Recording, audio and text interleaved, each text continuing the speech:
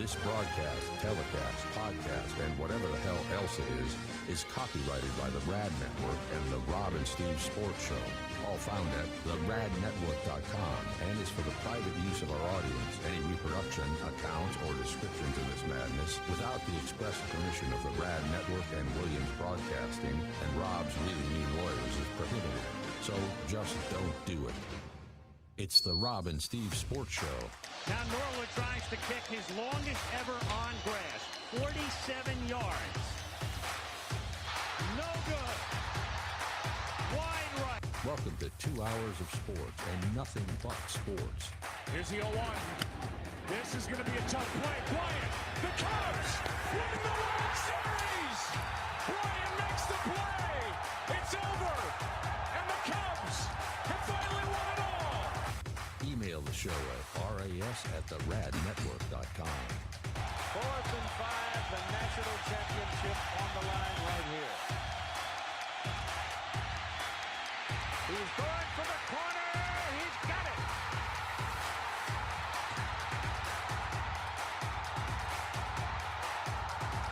Vince Young scores. And now the Rad Network presents the Rob and Steve Sports Show. 5 days to go until the Major League Baseball trade deadline. 21 teams mathematically in contention for postseason baseball. We'll continue to talk about how many are legitimately in it. We have a bunch of day baseball going on as of right now. Bottom of the 7th, Phillies beating the Marlins 6-3. Middle of the 6th, Diamondbacks shutting out the Padres 3-0. Mid-4th, Blue Jays Nationals 0-0. Same with the Braves and Mets. And the Tigers are shutting out the Orioles, which there's stories with every single one of those games and every single one of those teams, and we're going to go through them today. I have a quick MSA to start the show. Usually they're called PSAs, public service announcements. This one, it's public, but it's for my mom, a service announcement. Mom loves the show, listens every day, loves Steve more than she loves me. That's okay. She doesn't like the basketball and the hockey stuff. She's trying. I know she tried to watch basketball, the squeaky shoes. She tried to watch hockey and couldn't follow the puck. She's a gamer. But the mom service announcement is this. Unless something happens, today's show is almost entirely baseball and football. That's where the news is. Save this one story that I feel like we have to start with. After a stellar second season, San Jose Sharks forward Macklin Celebrini, hockey, Mom, we're talking about hockey, has signed a 5-year contract extension worth $94 million. The number one pick of the 24 draft, set a Sharks franchise record with 115 points last season, second most goals in team history. He's 20 years old. Said today, I couldn't be happier. This is Celebrini talking. The past 2 seasons is proof. We're building something special here. My teammates and I are ready to take another step, blah, blah, blah, blah, blah, end quote. Yeah, that's what he's supposed to say. This kid sure seems to believe it. Sharks took a leap up in the standings. They improved by 19 wins, 34 points. Celebrini has 178 points in 152 games with the Sharks. He led the goal scoring in the Olympics. He has 115 points. He had 115 points in 25-26, third most by a teenager in NHL history, behind a couple guys even my mom has heard of, Wayne Gretzky and Sidney Crosby. And he is the core of a strong young team. You love him, Steve. You introduced him to me and us. I love him. He has talked about his desire to win. That's what matters. By the way, his $18.8 million average annual value on the extension, which doesn't begin until 27-28, will make him the highest paid player in the NHL at 20. I love it.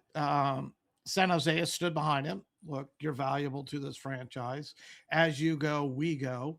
I like the fact they came out early with this, establishing that, because he has said that he is willing to sign more team-friendly salaries, I believe, in the future, as long as they're winning.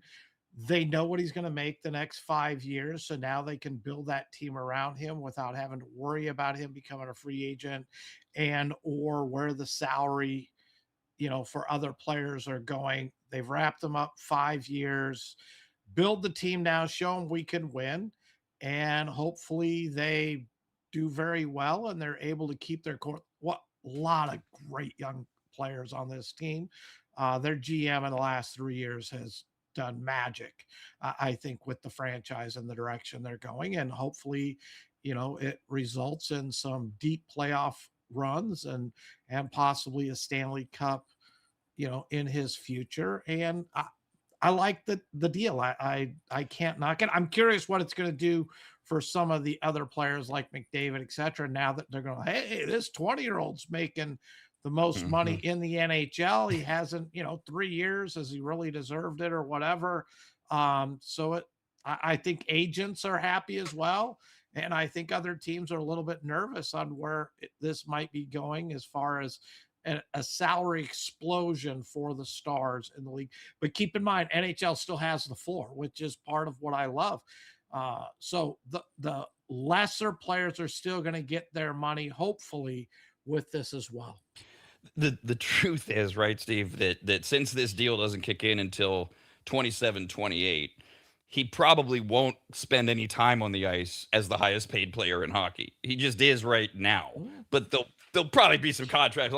He ain't hurting. Everything you said, spot on, accurate. And this Mike Greer guy, the GM, he really seems to be catapulting himself into that Howie Rosen air of executives that go, whoa, this guy's got it all figured out.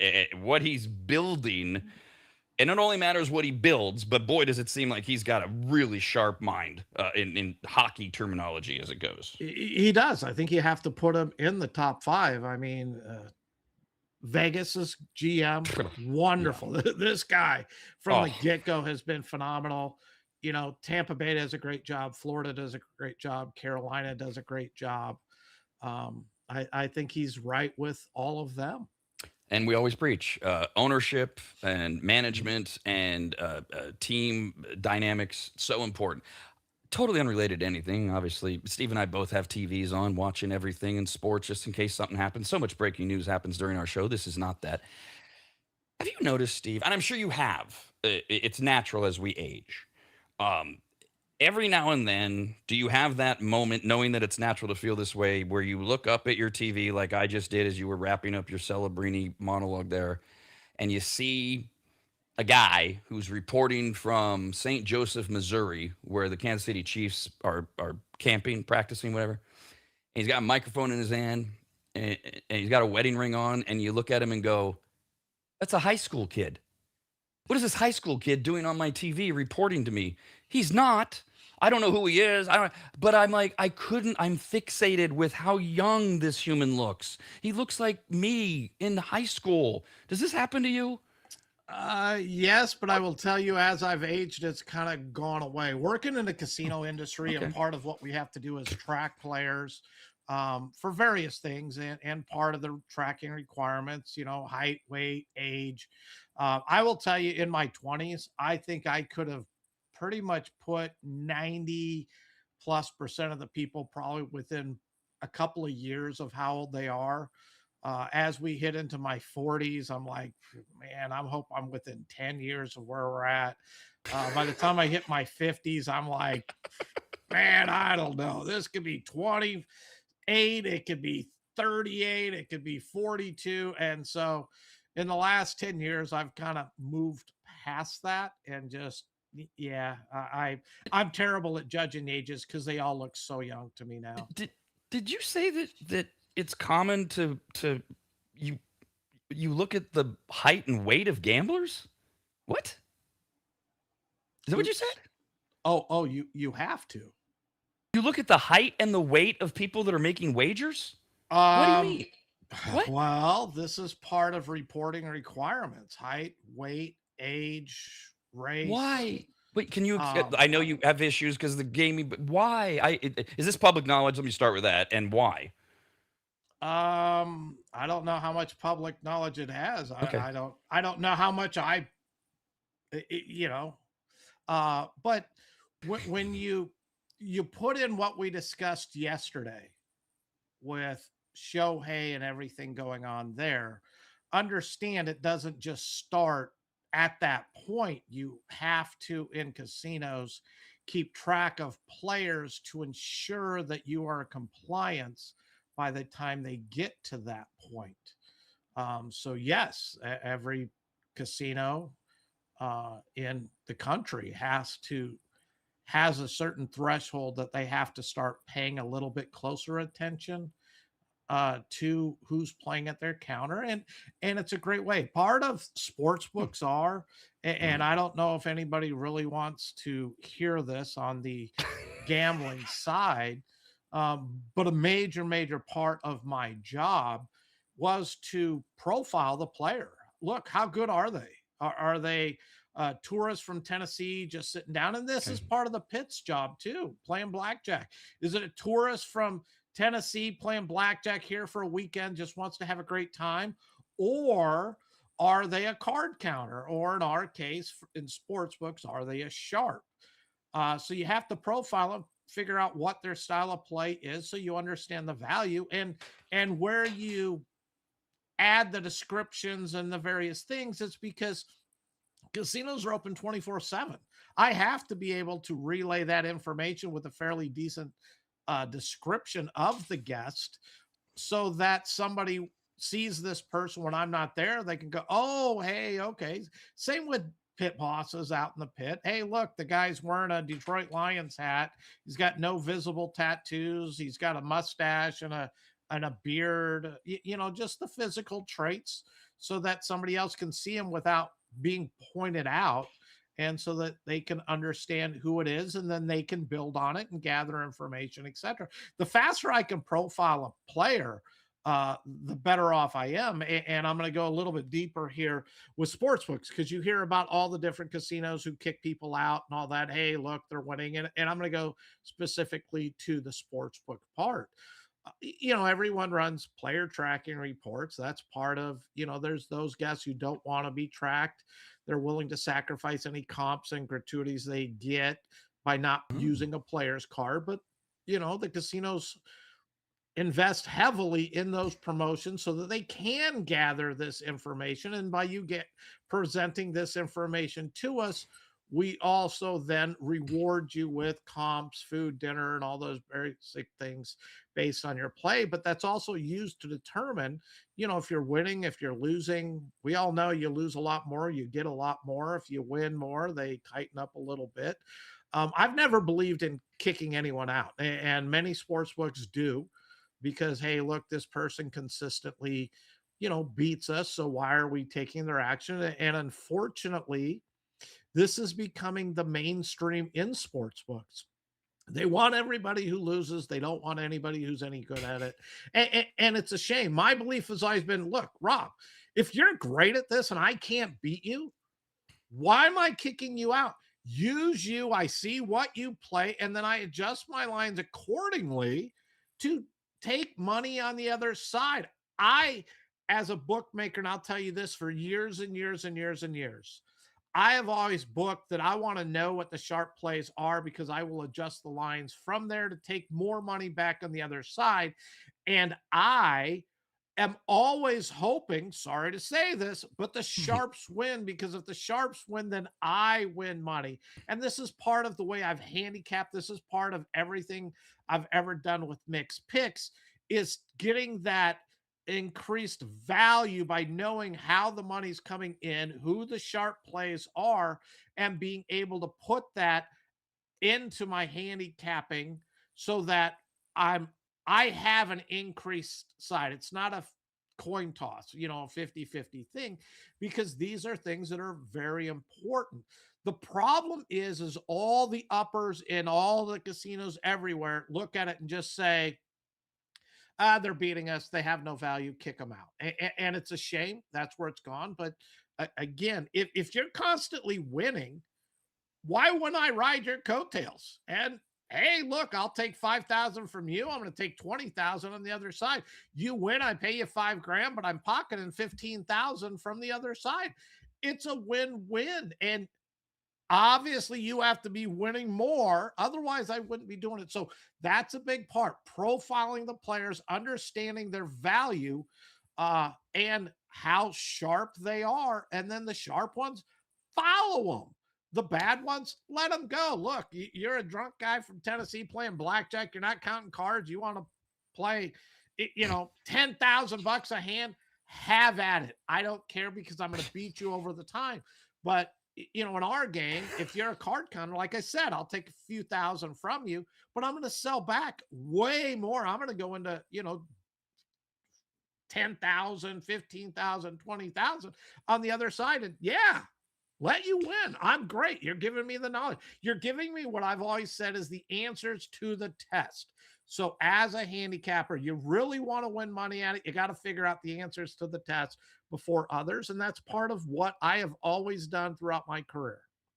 The drunk Tennessee guy playing blackjack at $10,000 a hand, you not only say, sure, here you go, another marker. By the way, can I also comp you a bottle of Kettle One while you're sitting here as well, sir? See, this is why I ask these questions. This is what I love about this show. I wasn't planned, obviously. This came up because I saw something on TV, and thank you for being able to figure out a way to be candid and everything. Because when I hear initially a guy say, yeah, I run a sports book and I'm looking at height and weight, I go, and the minute you explain it, I said in my brain right before you said the word, oh, it's profiling. And then you said profiling. That makes total sense. Let's remember, kids, it's all a business. By the way, I did some research while Steve was in-depthly describing that. The guy that I saw is named Ben Solak. He's not just a reporter. He's an ESPN NFL analyst who is 29 years old, even though to me, he looked 10 years younger than that. Sorry, that's what started it. And he's willing to make the minimum wage, which is why ESPN kept him and moved on some of that, the mid-range players. They don't have the floor Right. at ESPN. Right. So ESPN was like, Carl Ravitch or Ben Solak. Oh, yeah. Ben's the value. Next breaking news item. It's been a tough week for the 49ers. We'll get to the Shanahan stuff later. Right before we came on the air, Adam Schefter reported 49ers wide receiver, of which they don't have many, Ricky Pearsall, who a lot of Niner fans were enamored with after he was drafted. Then he got in that he innocent victim of a stupid shooting incident, injuries. Keep waiting for him, recover. Bet he's got so much potential, and now he's dealing with knee swelling related to an injury suffered last year. The troubling part, if you're a Niner fan, is the team says all options are being explored, but Schefter says there is concern. Hey, Lynch, go call Stephon Diggs now. I actually said that 3 weeks ago. Look, Mike Evans ain't carrying the load, okay, kids? So not great news for the Niners. I'll go farther. Mike Evans is not playing 17 games this season. They need that depth. The bright spot, if and I'm sure you're aware of this, Stribling. It has a great connection. Yeah. They're saying so far with Brock Purdy. He has been everything they were hoping for out of their number one pick to this point. And I know it's early, they're not really playing in pads. But he's building that chemistry, and hopefully he can have a really nice rookie year too. But Niners from the get-go, we've said they need more depth at wide receiver. And with Pearsall as the cautionary tale, what we always talk about in all of these sports is the injury bug. And so as a Niner fan, you're right. You go, oh, this Stribling kid, wow, what a great pick. Oh, it's going to work. And then in the back of your mind, you're like, yeah, if injuries are already happening, we're already getting them out of camp in the NFL. And then, so if you're a Niner fan, you go to the paranoia side of, oh my God, what if somebody gets hurt? Because we don't have Steve's magical D word. We're not a lot of depth at wide receiver. The other one, that is not getting the type of attention I thought it would when you read it, is the latest on Shohei Ohtani and his pitching status, which is still wildly in question. And now there's another reason for it. He was scratched from his first start, just to go through the history after the All-Star break, because of continued discomfort. Remember the left knee, he missed the All-Star game and the fluid and the blah, blah. He threw a 30-pitch bullpen session in Philadelphia on July 22nd.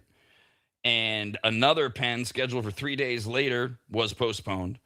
Then last night, the Dodgers lost to the Mariners 7-6. Ohtani hit a leadoff home run, later raced from home to third after his double. And Ohtani said the knee's getting better. And then he also revealed, my right bicep's a problem. It's a similar issue, Ohtani said, to the knee And Ohtani said through an interpreter, not robbing him blind, because that's the only narrative you could accept is that Ohtani was robbed blind by his old interpreter. Don't you dare say anything else. Ohtani said, it's only July. The conversations would be different if it's August or September. Ohtani is, end quote, Ohtani has not played catch in 6 days. He has not pitched since July 3rd. The bicep issue had resolved itself, but Dodgers manager Dave Roberts confirms it flares up again with his left knee. And that happened all on that July 22nd throwing session in the bullpen. There is no telling when Ohtani will attempt to even throw again. Now, the Dodgers, obviously, okay, look, full picture. Edwin Diaz is off the IL. Blake Snell could be back in a week. Other non-pitchers, Will Smith, everyday catcher, encouraging signs from his neck injury, but whatever. Glass now should be back next month. With this news about Shohei, knee, biceps back. How much more does this tell all of us? Dodgers, Skubal. Rival executives continue to view the Dodgers as the favorites for Skubal, and it's an even stronger possibility this morning with Ohtani's left knee and now bicep continuing to prevent him from pitching. When I saw the bicep thing, I first went, yeah, I know, I remember it, but it's back. Why isn't this getting more attention? It's Shohei, whatever. But that was the next thing I thought was they're getting Skubal. They're gonna throw everything they can to get Skubal. We'll get to the Tigers and their spot in a bit. I thought this was bigger news than it's getting paid attention to. I know the Dodgers are deep. I know that I know they're trying to rest him until they get into the All-Star break. Get into the playoffs. We've always known Skubal will vastly improve whoever they get. But what are your thoughts? I've been saying the Dodgers with Skubal because I don't think it's going to take as much as people think. We all sit there and talk about how much they're going to get and how many assets they're going to. I don't think they're going to get a ton because you're talking a 2-month rental. You know he's going to go to free agency. It makes all the sense in the world to me for the Dodgers because if they get the salary cap, which we all believe they are, they've already said they have to make the exception for the Dodgers and those teams that are already over that cap. Well, he goes to the Red Sox and the Red Sox are under, say, and they go and pay him $450 million, which now puts him over. They're not going to give the exception to the Red Sox unless they sign him prior to the end of this season.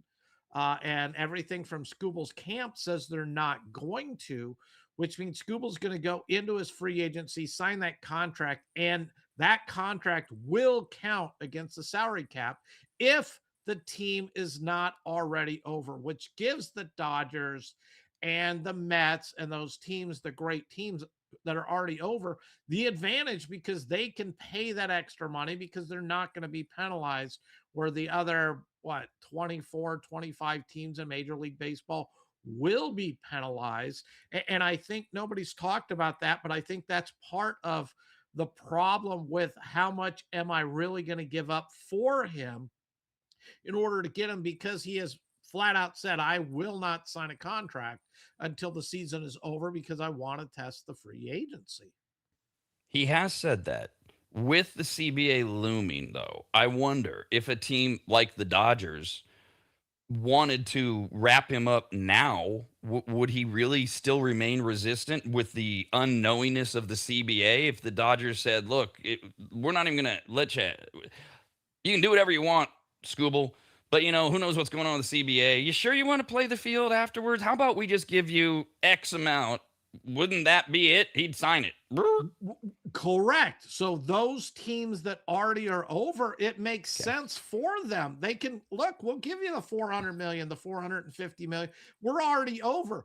But let's say he goes to the Brewers and he signs the deal with the Brewers. Now the Brewers aren't going to get that exception. Now they're sitting there going, oh crap, we can't add anything on because Skubal just took up all the money. If we're going to have that salary cap at 281 million, well, now we're up to like 275. We have nothing. And his whole salary counts against him. If the Dodgers, if they put everything in place, well, we're already at 500 million and dropped to 281. They're already giving us, $219 million exception. So what's the big deal? Adjacent to all of this, first of all, let me correct myself. It's 24 teams that are all within. There's 24 teams whose fan bases can all make an argument we're still in it, like 6 games or less from the wild card, etc. We can continue to evaluate. Yeah, but Minnesota, are you really in it? No. Um, the argument was made yesterday. It might have been only, I don't forget who. One of the Tim Kirkchen, who was asked and kind of went, yeah. The question we keep hearing: wait a minute, baseball's at the top of it since it was baseball. This is it. We've done such a great job. Hey, by the way, 24 of the teams are still in it in their minds. This works in the collective bargaining agreement in the player's advantage, in the player's side of it ain't broke. Don't fix it. Look at all they ignored the thing in the discussion that you and I always talk about. They highlighted the Brewers, the Rays, the small market teams that are winning or can win or have won, but they didn't get into the whole thing. Once you get into those 7-game, 5-game series, they're not built. What is it? The last actual small market team to win was the Kansas City Royals in 2014. I think. Yes, it is. That's 12 years since. Great that they're all competing. They got no shot unless the Brewers, right, put Scooble with Miz and things like that. So they left that out and they claim, yeah, this works for the players. The players just going to go, everybody's in it. We don't need to change anything. That's the wrong direction, in my opinion. But I understand why the argument is compelling to the Players Association. It is. They want unlimited potential for salaries. And I keep going there. This is why it's voted on by the union. This is why you have to appeal, and show that how this benefits the game as a whole, not the 5%, 10% of the top earners. It just, in real life, what do we all sit there and complain? Why do our bosses make all this money and we don't get to make any money? We're the ones who do all the work. Well, Bryce Harper and Kyle Schwarber, well, they're not carrying the team. They need the other 24 players on that team as well, and the depth in the minor league system. Yeah, they got their money, but look at the other players and the Phillies. They have stability. But go to some of these other teams, and that's part of why you watch so many players come up, go down. You watch players at the end of the year that weren't tendered contracts, and you're like, this is a pretty good player. How come the team let him go? Oh, well, because according to the system they use, he's supposed to earn $9 million or $8 million in arbitration because he's now arbitration eligible. And the team says, yeah, I'm not going to pay him 8 or 9 million. I would rather bring a kid up for 600,000. And that's why you see all of those middle of the road players bounce from team to team to team. I mean, Luis Arise isn't a valuable player. Well, he is. I think he's very valuable, but he doesn't hit the analytics. Thus, he doesn't deserve the contract that these teams, and every year they're like, yeah, our analytics say we're paying him too much, but he still has value. And he's an example of someone who they are able to keep in the league, and they just keep trading him from team to team. But so many of them just drop out, and it's that, oh yeah, now they're great. I've been in the league, I've been a productive player, and now I'm fighting for a 4th outfield spot. And they don't have the longevity of that career anymore. They used to. I mean, you can think of Jim Dwyer's and some of these other players that were 4th outfielders for years, and that's not the case anymore. I do love the way we pull out these examples. You just reminded me the other day, we were talking about the Hall of Fame, and you mentioned Dwight Evans, who played right field for the Red Sox, and I said just put his right arm in the Hall of Fame, because Evans was known for this cannon and throwing guys. And somebody sent an email, and I just kind of chuckled at it. I probably should have saved it, but either way, we're giving him a little time here. Because he wrote in and he mentioned in his email the other guy I thought of from the time. Talk about an obscure name if you're under 40. It was Dwight Evans, and for the A's, Tony Armas. That guy could. Oh my God, he threw it. That's the baseball been very very good to me guy. Oh my God, was his cannon amazing? And take Tony Armas, because he had power. He hit 240, 250. Maybe he had a couple of years that were better. But that's a guy in today's day and age. The analytics love this guy. Look, great defender, power arm, hits for power. He'd be making that 25, 30 plus million a season. And, he A's off to the Red Sox. I mean, he bounced around a little bit later on because he just couldn't hit for a high enough average for the teams to justify playing, because it was based more on your on base, putting the ball in play, things like that, not strikeouts and home runs. We often describe the show, we hope it sounds like two guys sitting at a bar or in their game room, their man cave or whatever, talking about sports. We do know every now and then it becomes two guys on their rocking chairs on the front porch that are a little older, and you'll just have to deal with that. Rob and Steve continue next, only on the radnetwork.com.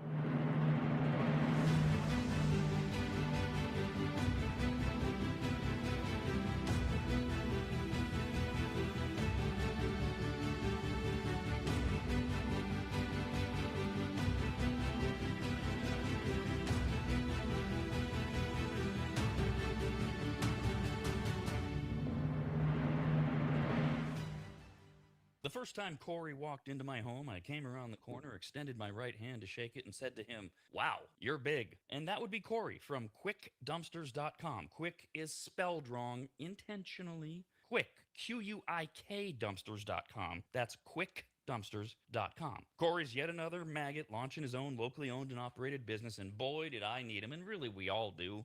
Things pile up, you get frustrated, you keep saying, we need to make a dump run. Pretty soon it's more than a dump run, and now you need to rent a truck or have one of those ugly upside down box cars parked in front of your house that you fill up yourself. Or you do like I did, you call Corey at QuickDumpsters.com. In my case, my house had fallen into complete disarray as my late wife Christina had lost her 2-year battle with congestive heart failure, and amongst the many things left were gathering her things and finding what to donate and what had to just go in that pile of stuff where we were both going, why did we ever buy this?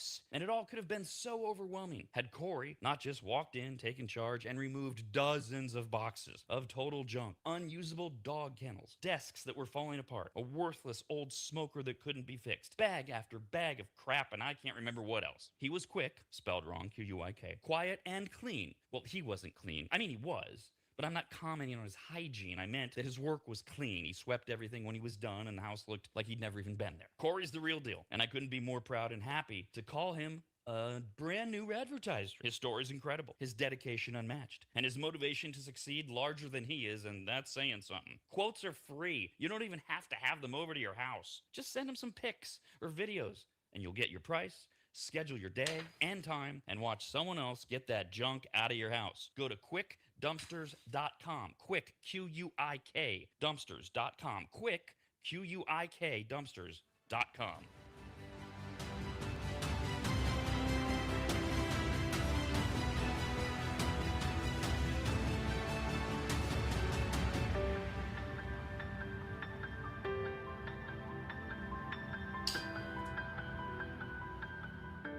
Longtime maggots will remember Greg from MAP, M-A-P, as in Maximum Athletic Performance, which guides you to better output through better ingredients, also known as nutrition. Greg has been on the Rad Show many times and will be again, as he simplifies nutrition and helps us all understand what actually works when it comes to fueling our bodies, almost all of which can be found at maptrition.com. Every product is formulated with clinical precision and backed by science and purpose, and maptrition.com has something for every fitness level, even those of us who barely have a fitness level.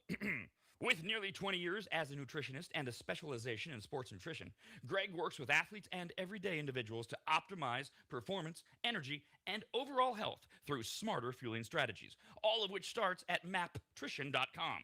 At the very least, we should all be taking daily multivitamins, and Greg has his formulated for exactly what a man or woman's body needs. Protein is in, but maybe instead of getting yours from mac and cheese with extra protein, you get it from maptrition.com. And of course, all things workout, training, and exercise are available as well. From pre-workout to creatine and other muscle builders to recovery supplements and more, all at maptrition.com. From morning breakfast essentials to post-workout recovery and everything in between, maptrition.com's full range of supplements, proteins, and wellness products are built to power your journey from start to finish. Check out all the products and find what's right for you and order it shipped to you all at maptrition.com. That's maptrition.com.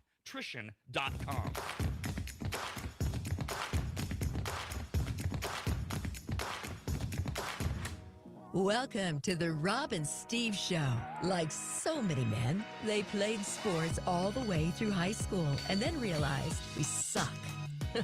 Let's just watch and talk about sports. Email them, ras@theradnetwork.com. Lots of NFL news in mere seconds. There is baseball today, 7 games during the day. Today, as I mentioned earlier, they all seem to matter just a little bit. The Marlins are up on the Phillies 8-6, bottom of the 8th. Diamondbacks shutting out the Pirates, also in the bottom of the 8th.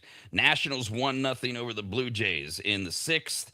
Mets shutting out the Braves 2-0 in the 5th. That's the first of a 2-game doubleheader.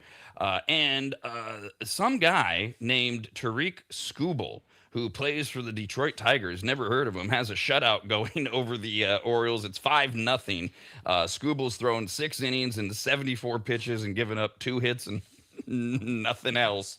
And we're going to talk about where the Tigers are and what this outing may mean, along with some other things that happened yesterday, I do promise. I did also mention, though, lots of NFL news. We alluded to camps.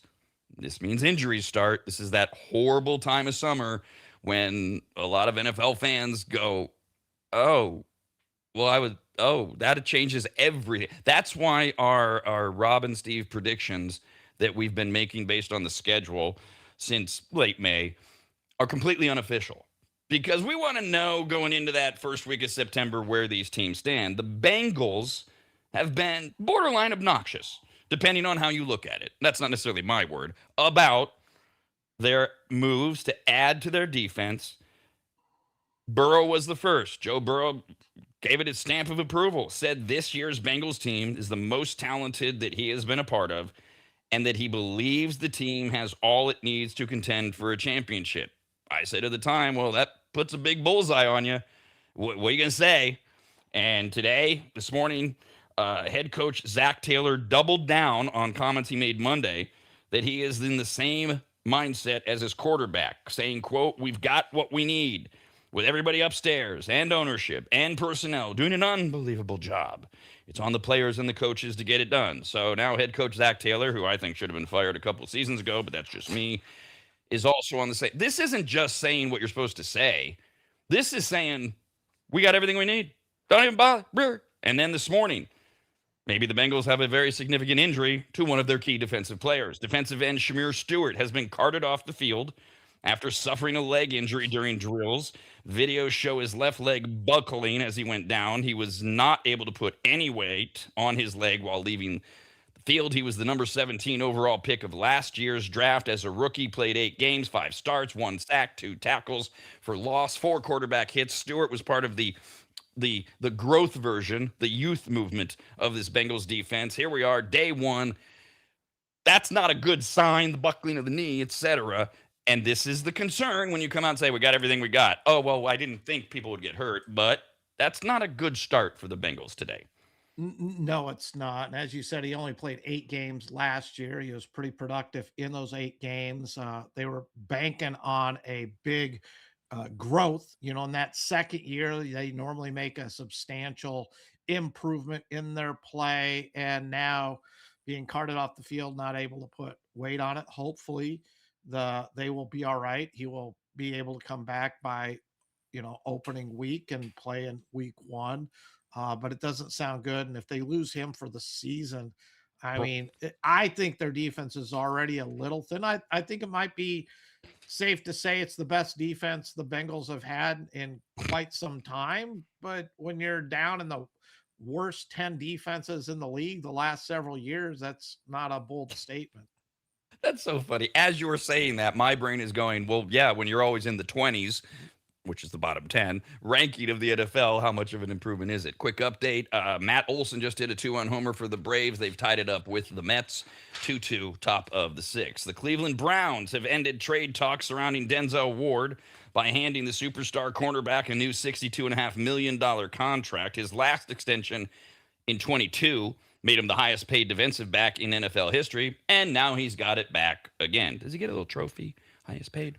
There had been a lot of talk. Could the Browns trade him? But he will stay in Cleveland for the foreseeable future. Why he would choose that, I don't know. Money. His new extension includes $52.5 million guaranteed. This is where I would usually ask Steve, impactful. It's the Browns. I don't, whatever you got there. Go ahead. It's the Browns. They got to shore up that defense. They have to hold their opponents to as few of yards and points as they can. You know, how many points is all pro quarterback Shedeur Sanders really going to put up on the board? So shore up that defense. It's a trademark for Cleveland, and I think it's a good move. Well, okay, now on your comments, what the Browns really need to do is to get a new owner. Secondly, Yes.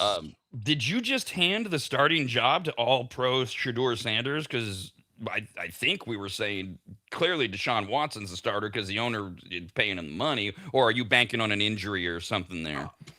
To think that Deshaun Watson is going to start 17 games in the season is crazy. No chance. So even if it comes in week 5 or 6, all pro quarterback Shedeur Sanders will get his time at the quarterback position. And the thing I found interesting, and I know this is getting into the weeds in that quarterback room. Dylan Gabriel, who was the 3rd round pick for the Cleveland Browns, from what they're saying, it doesn't even look like he's going to make the team. From what I understand, is they are now shopping him around. How do you think he feels if he's going, look, I can't beat out Deshaun Watson because of his money? I'll give him that part. But the guy really hasn't played in my lifetime, it seems. It's been forever. And I was the 3rd round pick. Sanders was the 5th round pick.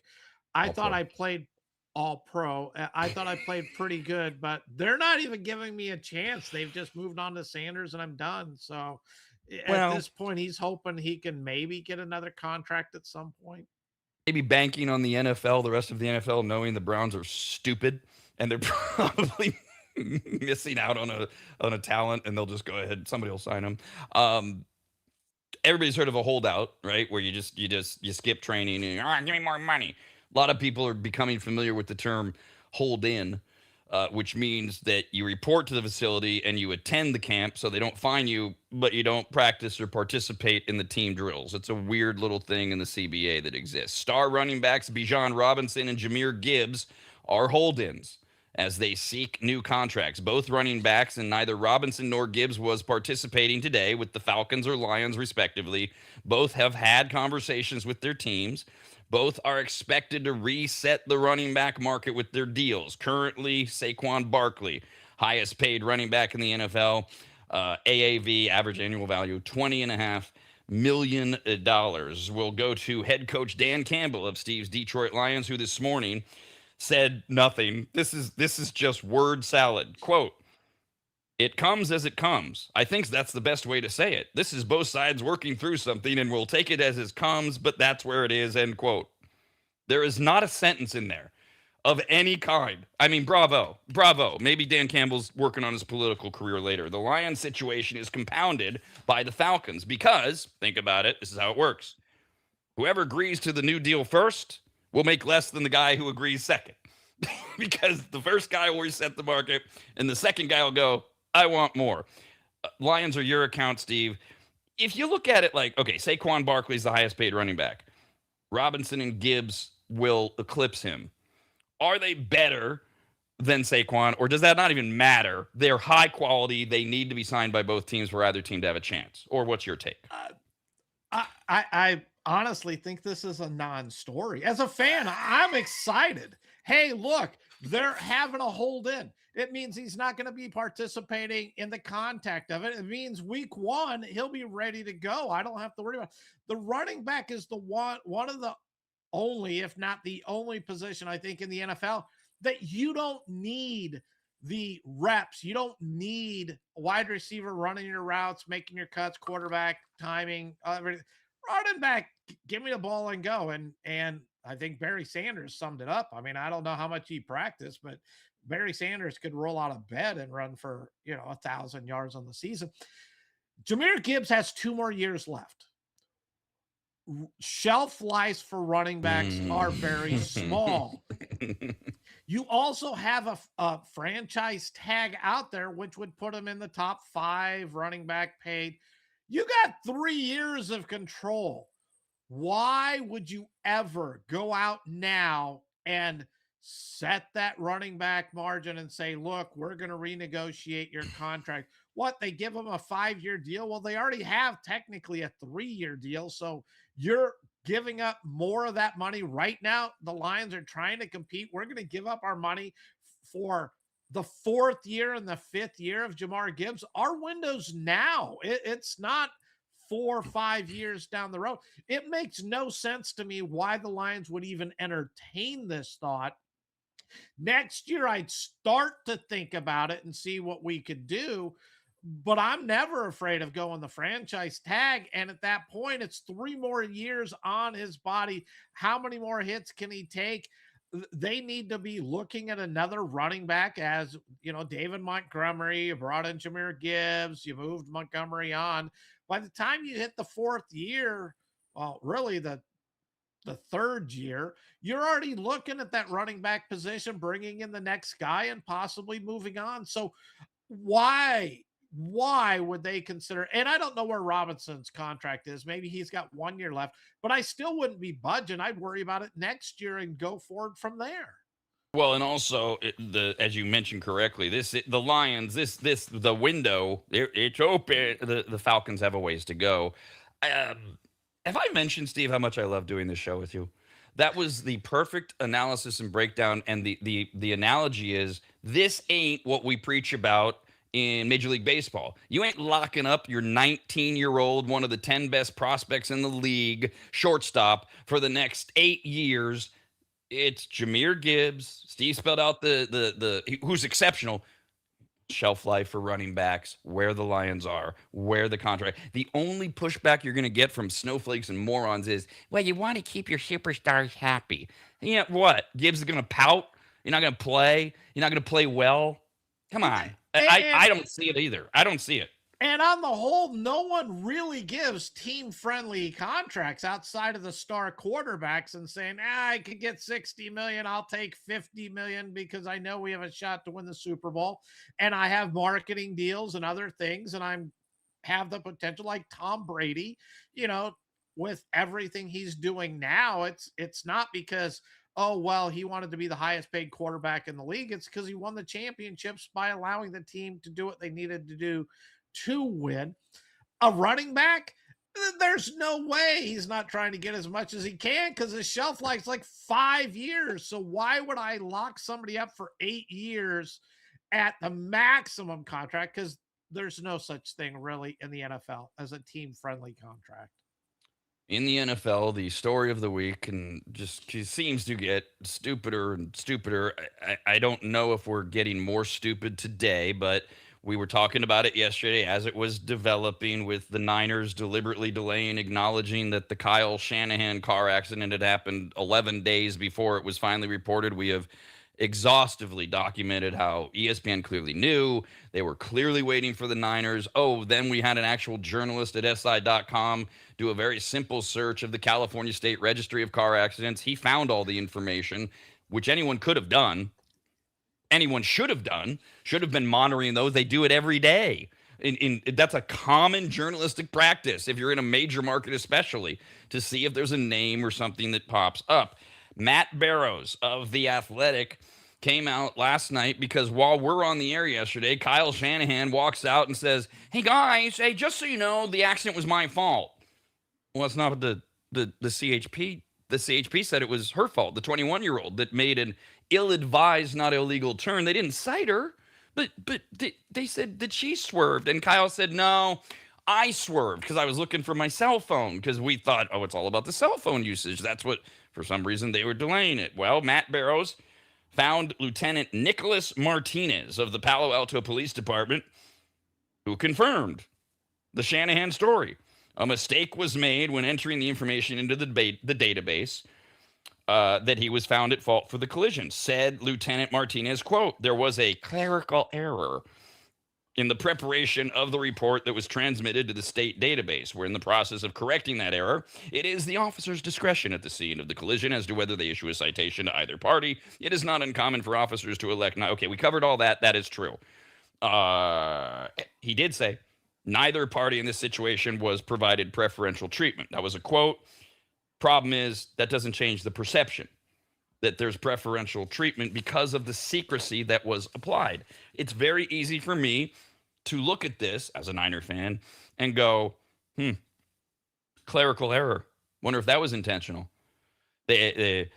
Just in case anybody finds this, they'll see it wasn't Kyle Shanahan's fault until we're ready for them. I mean, you can't stop your brain from going there because the story is so stupid. But our reaction yesterday was, why is he saying it's his fault when the report says it doesn't? Now the police are saying, yeah, we screwed up. Stupid. And you knew as soon as you had said that to me that it's going to bring an internal investigation. And the only thing I could say is, you ruined a perfectly good lie, with this. Just hope you know that. Micah Parsons, remember him? It's now official that he is physically unable to perform. He was put on the list yesterday. He's not expected to be returned. Really, Rob? Let me try that again. He is not expected to be ready to return from his torn ACL until October at the earliest. The Packers are also dealing with this Josh Jacobs issue. I don't have it right in front of me, but I know we had the Packers we got the Lions winning the division. Are the Packers in more trouble than people are thinking here? I will tell you, and earlier I had said when I'd done my power ratings, I don't expect to do a whole lot of adjusting until the start of the season. I did adjust. I dropped the Packers down to where I put the Packers with the Bears. Josh Jacobs, still a question what's going to happen there. And now with the Micah Parsons out the first 4 games of the season, they need to start strong. I believe they have it the easier schedule to start strong. So it might play to their advantage, but this is a little bit of a setback this early into camp. I mean, we're 1 day in, really. Veterans reported for the most part for most teams yesterday, and we're already learning this with the Packers. They get something else that happens, and they are more in trouble than people think. Back to why our predictions in June are not official. Because of stories like this. When we did it, we had the Lions. I had the Lions at 14-3. Steve had them at 13-4, winning the NFC North. The Packers we had at 12-5, and the Bears at 10-7. I would say a 2-game adjustment without looking at the schedule is appropriate, at least, given this news. Yeah, I went to 11-6, probably with both teams, just putting them right there. Now they're tied, and let's see what happens. Steelers coach Mike McCarthy, with Aaron Rodgers in his final season, and the Steelers evaluating their future at the position. They've got that 4 quarterback room with Mason Rudolph, Will Howard, and rookie Drew Aller behind Rodgers.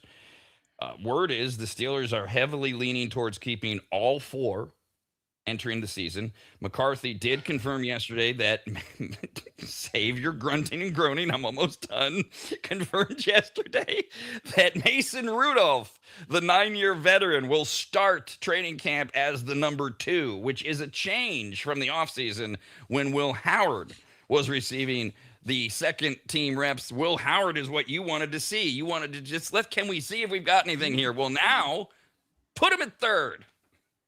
I don't understand this. I respect the Steeler organization. I really do. All the success they've had, really since the start of the 70s. They've been a great organization for 55 years. It doesn't make sense, especially when Aaron Rodgers, and in no surprise other than, he finally admitted what we hope is true, but may not be true, that this is my last season. Knowing that, are the Steelers going to win the Super Bowl? No. Are the Steelers going to go to the AFC Championship game? No. So why did they bring Aaron Rodgers back?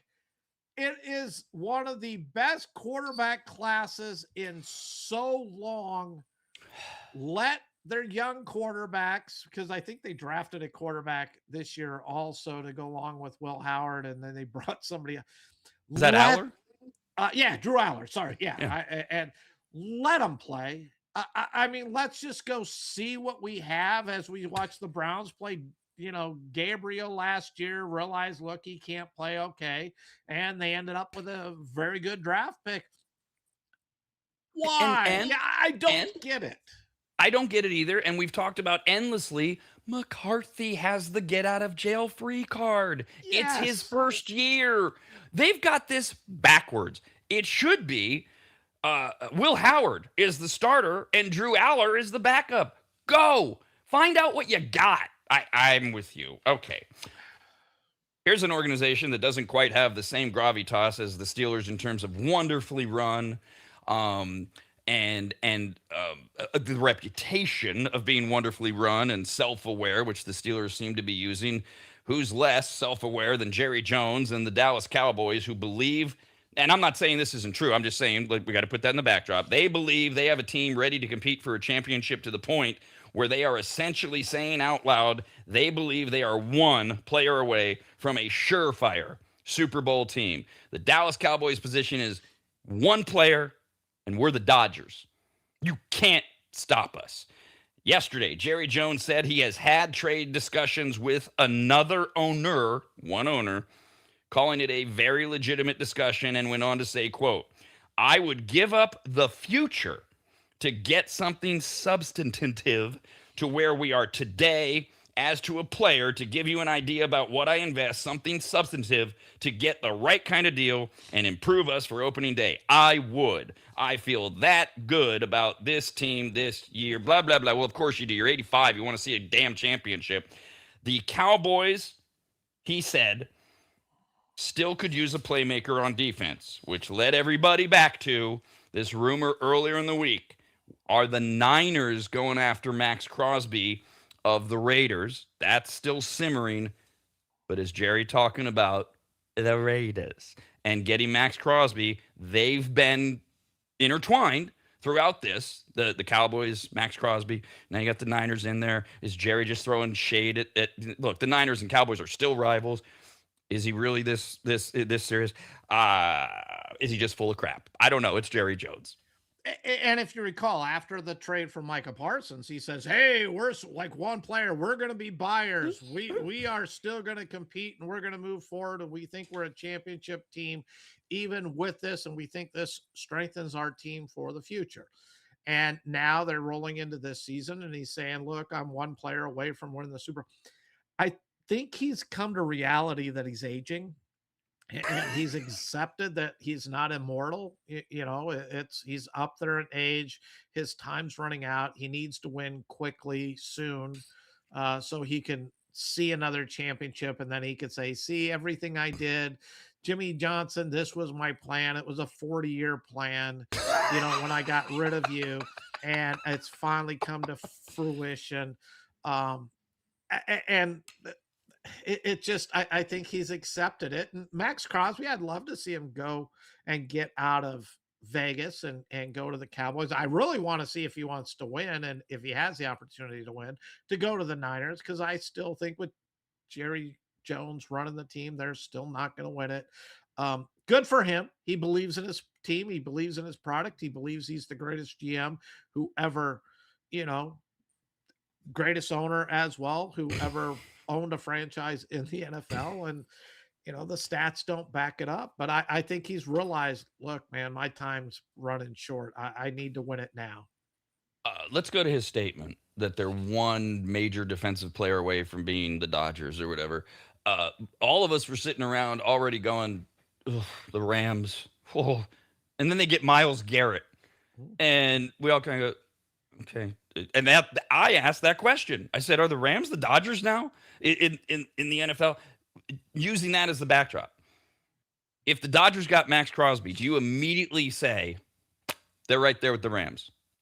No, I compare them to the Miami Heat. They got Giannis. Oh, okay. What? Now the fifth best team in the Eastern Conference. They're not even, they're not ahead of the Sixers, not ahead of the Knicks, not ahead of the Celtics, may not be ahead of the Pistons or the Cavs, or the sleeper no one talks about is the Indiana Pacers, who were in the finals 2 years ago with Halliburton coming back. And, they picked up Zubac at center. They may not even be the fifth best. So Heat, Dodgers / Cowboys, to me, they're kind of the same right now. Yeah. Does Would Max Crosby make the Cowboys better than the Rams? Better than the Lions? Does Max Crosby make the Cowboys better than the Eagles? No. Las Vegas, by the way, non-news announcement. Las Vegas Raiders head coach Clint Kubiak announced yesterday that Kirk Cousins will be the starting quarterback over first overall pick Fernando Mendoza to begin training camp. That is not an announcement that needed to be made. We all knew that. Last item goes to yesterday. As Steve acknowledged, I love it. Steve has this fascination, borderline obsession with uniforms. Loves them. It's one of the funner things that we do with texts where one of either he will tell me how awful a jersey is, or I will say, hey, have you seen? And he's like, oh my God. Yesterday, Steve launched on the Buffalo Bills, and these goofy, they're calling it the Nickel City alternate uniform, I think is what the name is. The gray. It's like a drab gray. It's worth a nickel. That's why they call it Nickel City. They've got the numbers bordered in red, and the names, or the other thing, numbers and names bordered in red. Whatever, red and blue for the Bills. But it's usually white, but there's this dirty gray. Okay. Steve doesn't like it. Steve's colorblind, and he doesn't like it. I looked at him and I went, I don't like it. I'm not colorblind. The feedback has been, to put it mildly, generally negative. It wasn't a Steve thing. I wasn't paying attention until after the show. We don't like this. Well, quarterback Josh Allen has had enough of you and everybody else. He, this morning, brought it up on his own. Wasn't even asked about it. He finished an answer about the team's mentality with their new head coach, Joe Brady, the new stadium. He finishes the answer, and then out of nowhere, Allen says, quote, and stop hating on the jerseys. He then clarified he wasn't talking to the media, but he had a message to the larger public. This is the opposite. Usually you say, I'm not mad at the fans. Well, Allen said he's talking to the larger public about the uniform and the team in general. He says, quote, I don't see anything. They're great. I'm excited to wear them. We had a lot of people that put a lot of hard work for these jerseys, and it symbolizes newness. And that's what I'm excited about. Listen, I've heard a lot of comments about the jerseys. I love them. I understand people want the old jerseys and the old helmets. But at some point, we're moving forward. We have to move forward and do something new. And that's what we're doing. And then he added in, it wasn't caught on mic. It's really hard to find, but he added in, and tell that Steve guy to shut up. This is what we're doing. We were supposed to win a Super Bowl. We haven't. We haven't even gotten to one, so we're doing something new. New uniforms, new outcome. So shut up, Steve. And I don't buy it. I have to believe the PR guy got in his ear and said, look, on your press conference that you're doing today. And why is he doing a press conference today? Because they need to address their horrible uniforms that came out yesterday. Otherwise, he could have done a press conference, who knows, next week. And then, and by the way, because I forgot to bring it up, and the PR guy is going to get really upset with me if I don't bring it up, and say, hey, look, I hate the Lions all gray uniform too. I think it's awful. Stupid. But they have that midnight passion, or whatever they call that Lions uniform, which to me is the greatest uniform the Lions have ever produced. Buffalo, you can do something similar and have the gray, but then take something else and get creative. I am not a fan of any team ever wearing the same color unless you're going to go like black. Then I could go with a black jersey, black pants. Not a huge fan, but I can see that. All white, all gray. When they roll out the all yellows like the Seahawks do or whatever, and all red like the Bills have. These are terrible. They've always been, and I remember the Bills playing the Jets on a Thursday night game. And if you remember, Thursday nights NFL used to have, because you got a text from me right away. They had that, hey, the color scheme, and everybody had to wear all one color uniform. Yeah. And I remember watching the game going, Rob, I can't even tell who's on what teams because the uniforms blend. It's one big mess. And if I remember correctly, the names weren't in white. They were like an off color too. I'm like, I can't see names. I can't see numbers. I can't see anything. And it's 22 players of a mess on my TV.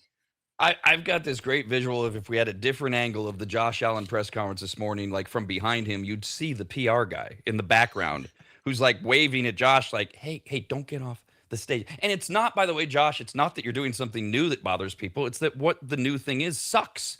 We don't mind new. We would just like it to not suck. Rob That's and all. Steve continue next, only on the radnetwork.com.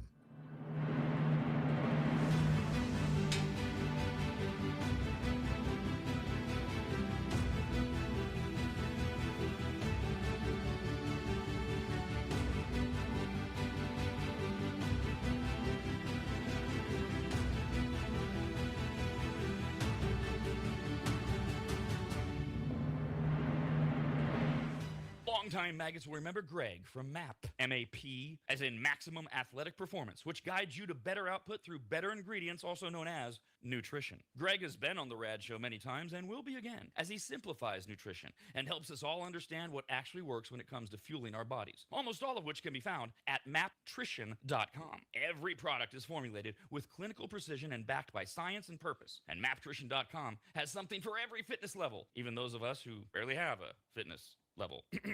With nearly 20 years as a nutritionist and a specialization in sports nutrition, Greg works with athletes and everyday individuals to optimize performance, energy, and overall health through smarter fueling strategies, all of which starts at maptrition.com.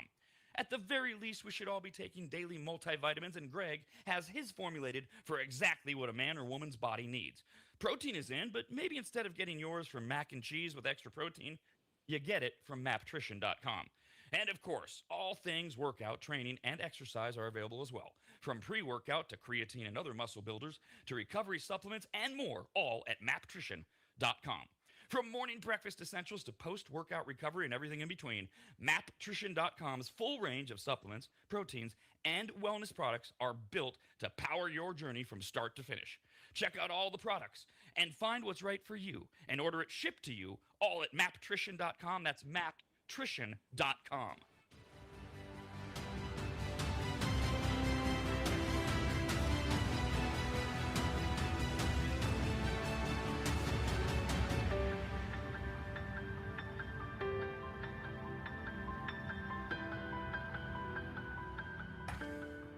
If you've never heard of microseal, let me tell you what it isn't. It is not a really small marine mammal. Get it?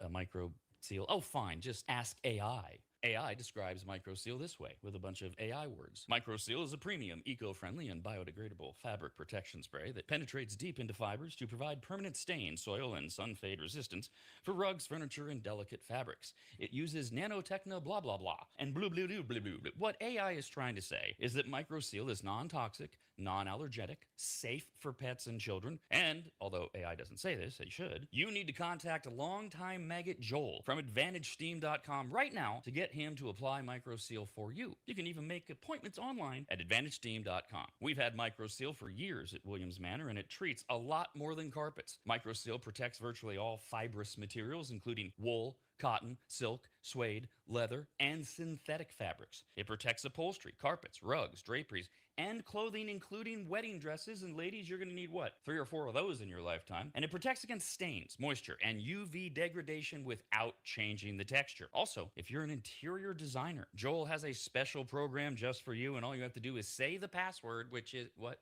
But there's no password, I guess. Never mind. Whoever you are, contact Joel at AdvantageSteam.com. And if you're an interior designer, tell him, I guess. I don't know. That's AdvantageSteam.com, where you'll learn more about microseal and everything else that Joel offers. At AdvantageSteam.com. That's AdvantageSteam.com. AdvantageSteam.com.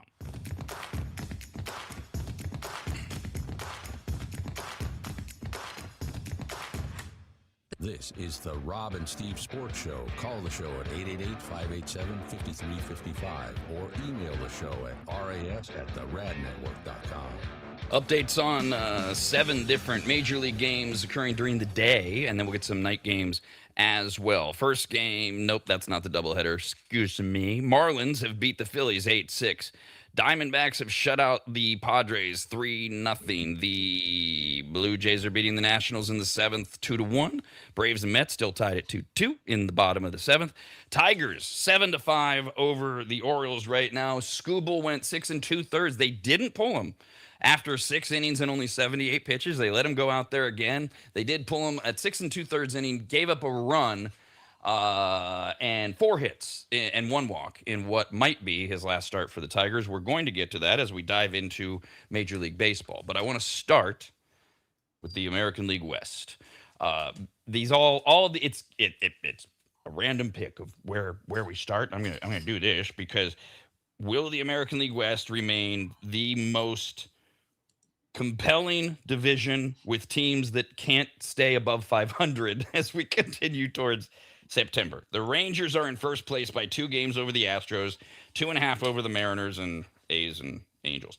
The Astros are a game out of the wild card standings, but they're in 5th, 3 get in.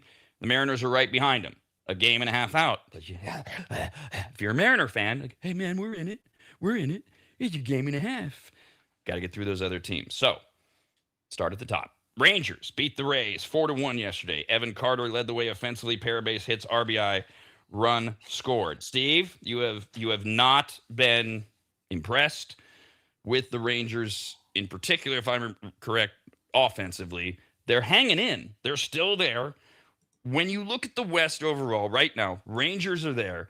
There was a point where from the beginning you were saying Mariners really should. That's what a lot of people were saying. Then you went, ride those Astros. How you feeling right now just about the West in general? We'll go through each team, but we can start with the Rangers and the overall picture as you see it. There's a reason they're all at 500. They have their strengths, their weaknesses, and the weaknesses just seem to stand out. Rangers yesterday, nice win over Tampa Bay on the road, 4-1. They haven't been as good on the road as they have been at home. Cal Quantrill stepped in, was not scheduled to be the starter there, had a really nice outing. This Latz kid at the back end of the bullpen for the Rangers has had an outstanding season. And the Rangers, as of late, have really been hitting the ball. Jock Peterson, it's like they listened to me and got tired of me harping on him all the time and said, we're going to shut him up. We're going to show we can play. Jock Peterson's up to like 19 homers. I think he hit 9 all of last year. He started swinging it, started off really slow. Langford has come back. He's their young kid, one of their star young players that they were expecting a lot from, but he continues to get hurt.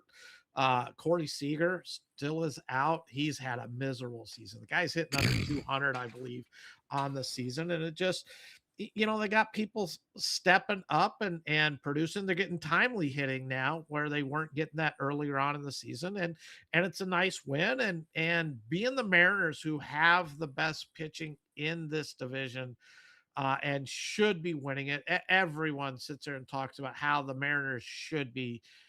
Maybe it's time to accept they're not very good. They're inconsistent. They're not good at all. And I know we're going to get on the Mariners, but I now put the Rangers back into this conversation. If they can continue to hit the ball, DeGrom, Navalny, they have some pitching. And shoot, if you can get wins out of Cal Quantrill on a fairly consistent basis, you're doing pretty good. Between now and just the trade deadline, the Rangers got to finish off Tampa Bay, and then they go to Houston, and then they've got the Giants. And when you start to look at the Rangers' schedule in terms of, is there a spot where they pull away? We've been talking about the Tigers. They're in a really good spot, or seemingly. They should have been in a really good spot in their schedule where they had some teams that on paper they should have been dominating, and it's been kind of wishy-washy. The Rangers on paper, after the Giants, they've got to host the Orioles. Then they go to the Angels. This is all after the deadline. They go to the A's.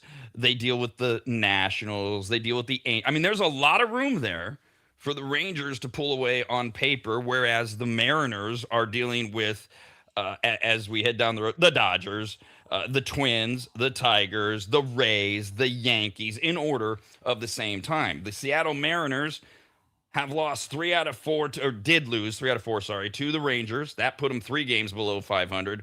They showed up in LA to deal with the Dodgers. The Mariners have fallen to third place in the West. They are among the worst in the majors at hitting left-handed pitching. They are aggressively seeking another impact right-handed bat, according to ESPN's, don't remember his first name, last name Gonzalez. And they are looking to trade either, the Mariners are, veteran Louis Castillo, who's owed $23 million next year and has a $25 million vesting option for 28, or Emerson Hancock, who's pitching today, by the way, who is controllable through 2020, and they say that they need, who doesn't need some don't, an impact right-handed bat. We keep hearing impact right-handed bat for so many teams, even the Yankees with Aaron Judge out. Back to the question. Okay, a couple questions. I'll just start with the first easy one. Is that all the Mariners need? And consistency out of their pitching staff, top to bottom. It just, Louis Castillo at times is really good. At times he's really bad. And you could say that about every one of their starters. And their bullpen at times has been shaky as well. One of the things that's changed in this league, every rotation used to have like one left-handed starting pitcher, maybe two at tops. Lefties have really started becoming, and you see it with Skubal, etc., have really become some of the best starting pitching in the game, and that's where this need for the the right-handed power hitters to offset that left-handed starting pitching that's been really good. Credit to the Mariners yesterday, playing the Dodgers on the road, Robleski on the mound, and they got to him. Robleski has had a handful of bad starts. Other than that, he's been really good, and they were able to give him another bad start here. Roster wise, the Mariners should be 10 games up on this division. They're not. There's something going on there. Cal Raleigh got off to such a bad start. He's hitting as of late, had a homer last night, brought his average up to $166. This is the guy who goes like 60 homers last year, and he's hitting $166 this year. That is why you can look at this and say, why are the Mariners really struggling? Well, that's a big part of it right there. He carried the offense last year. He's been non-existent this year. All right, I'll save my second question after we quickly do the Astros, who for a time there, as I said, you're like, ride the Astros. They just haven't broken out since you've said that. You haven't been wrong. It's not like they're 20 games out. They haven't gone anywhere. Yordan Alvarez homered and hit a go-ahead RBI with 2 outs in the ninth to lift the Astros over the miserable Angels. So they beat the Angels, but it took the whole game. Astros won for the 7th time in 8 games, 2 games back of Texas in the AL West. Astros, right? They're not getting a wild card out of the American League West. You got to win it. So, what are you still ride the Astros? Look at the Astros, or are you? No. I think the Astros. Hunter Brown's back. They need to get Arrighetti going. Have some questions. Josh Hader's back at the back end of the bullpen, one of the best closers in the game. A few days back, I asked, why does anybody pitch to Yordan Alvarez?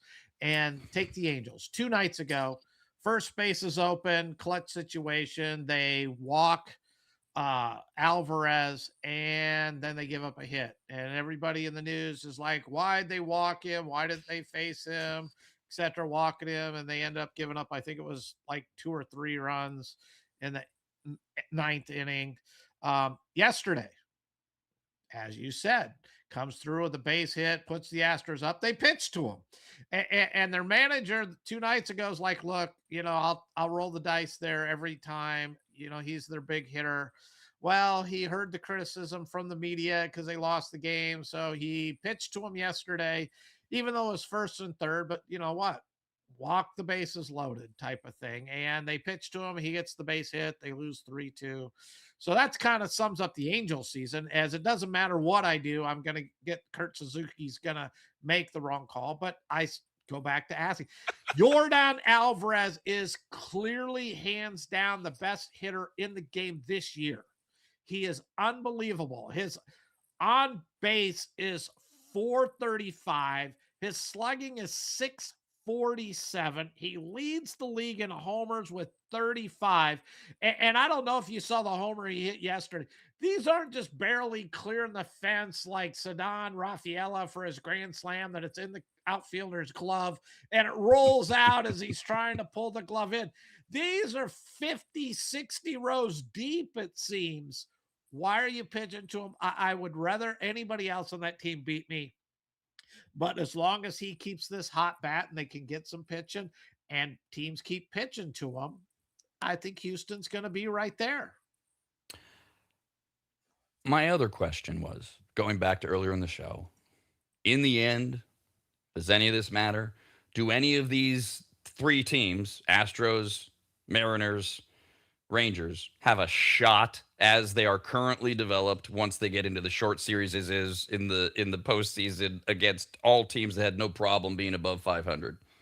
Yes, and I'm only saying that because the American League has been so bad all season long. I don't know if they have the pitching to hold up, but if the Yankees can't score in any runs, Tampa Bay, we hit that part of the season and Caminero no longer is hitting for power like he was early on in the season. The Red Sox, let's trade a young pitcher with 5 years of control, who's one of the best rookie pitchers to come up this year, for a guy so we can get 2 at bats, a strikeout and a hit by pitch, and his season's over. The White Sox, are you convinced they're a great team and they can go deep? The Guardians, the whole league is flawed. And that's why I say, as much as I don't believe any of those three teams should be able to, the American League's pretty bad. I think they got as good a chance as anybody. But they won the All-Star game. But yeah, they did. And good thing that they don't go by winner of the All-Star game gets home field advantage. We will talk about the Mariners playing the Dodgers tonight when we get to the Dodgers. Houston's going to keep beating up the Angels. Meanwhile, there's another team in the West. Didn't really mention them, the A's, who are just a mess. Hey, maybe there's help on the horizon. Dallas Keuchel, remember him? He's 38. He's attempting to come back with the A's, who signed him to a minor league contract out of desperation. He last played for the Brewers in 24 when he had a 5.4 ERA. He hasn't had an ERA below 5 since 2020. At his peak, he helped the Astros 10 years ago win a World Series. In his best season was 2015, 11 years ago when he went 20-8, 11 years ago, and led the league in WHIP and ERA. It's a known desperation move by the A's, which is irrelevant and brings us to the A's cooling off a team that matters. Your Boston Red Sox last night.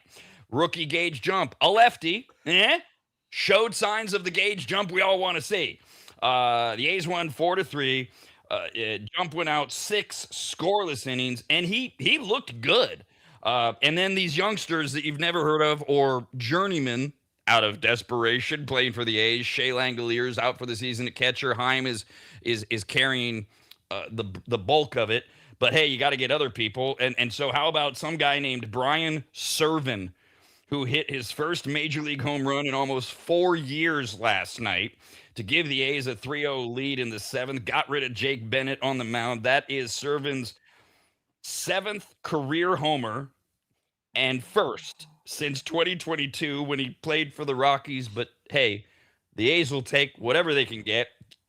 Tommy White went 4 for 4, scored twice for the A's. When you watch them as an A's fan, you see everything we keep talking about. So much talent, so much potential offensively.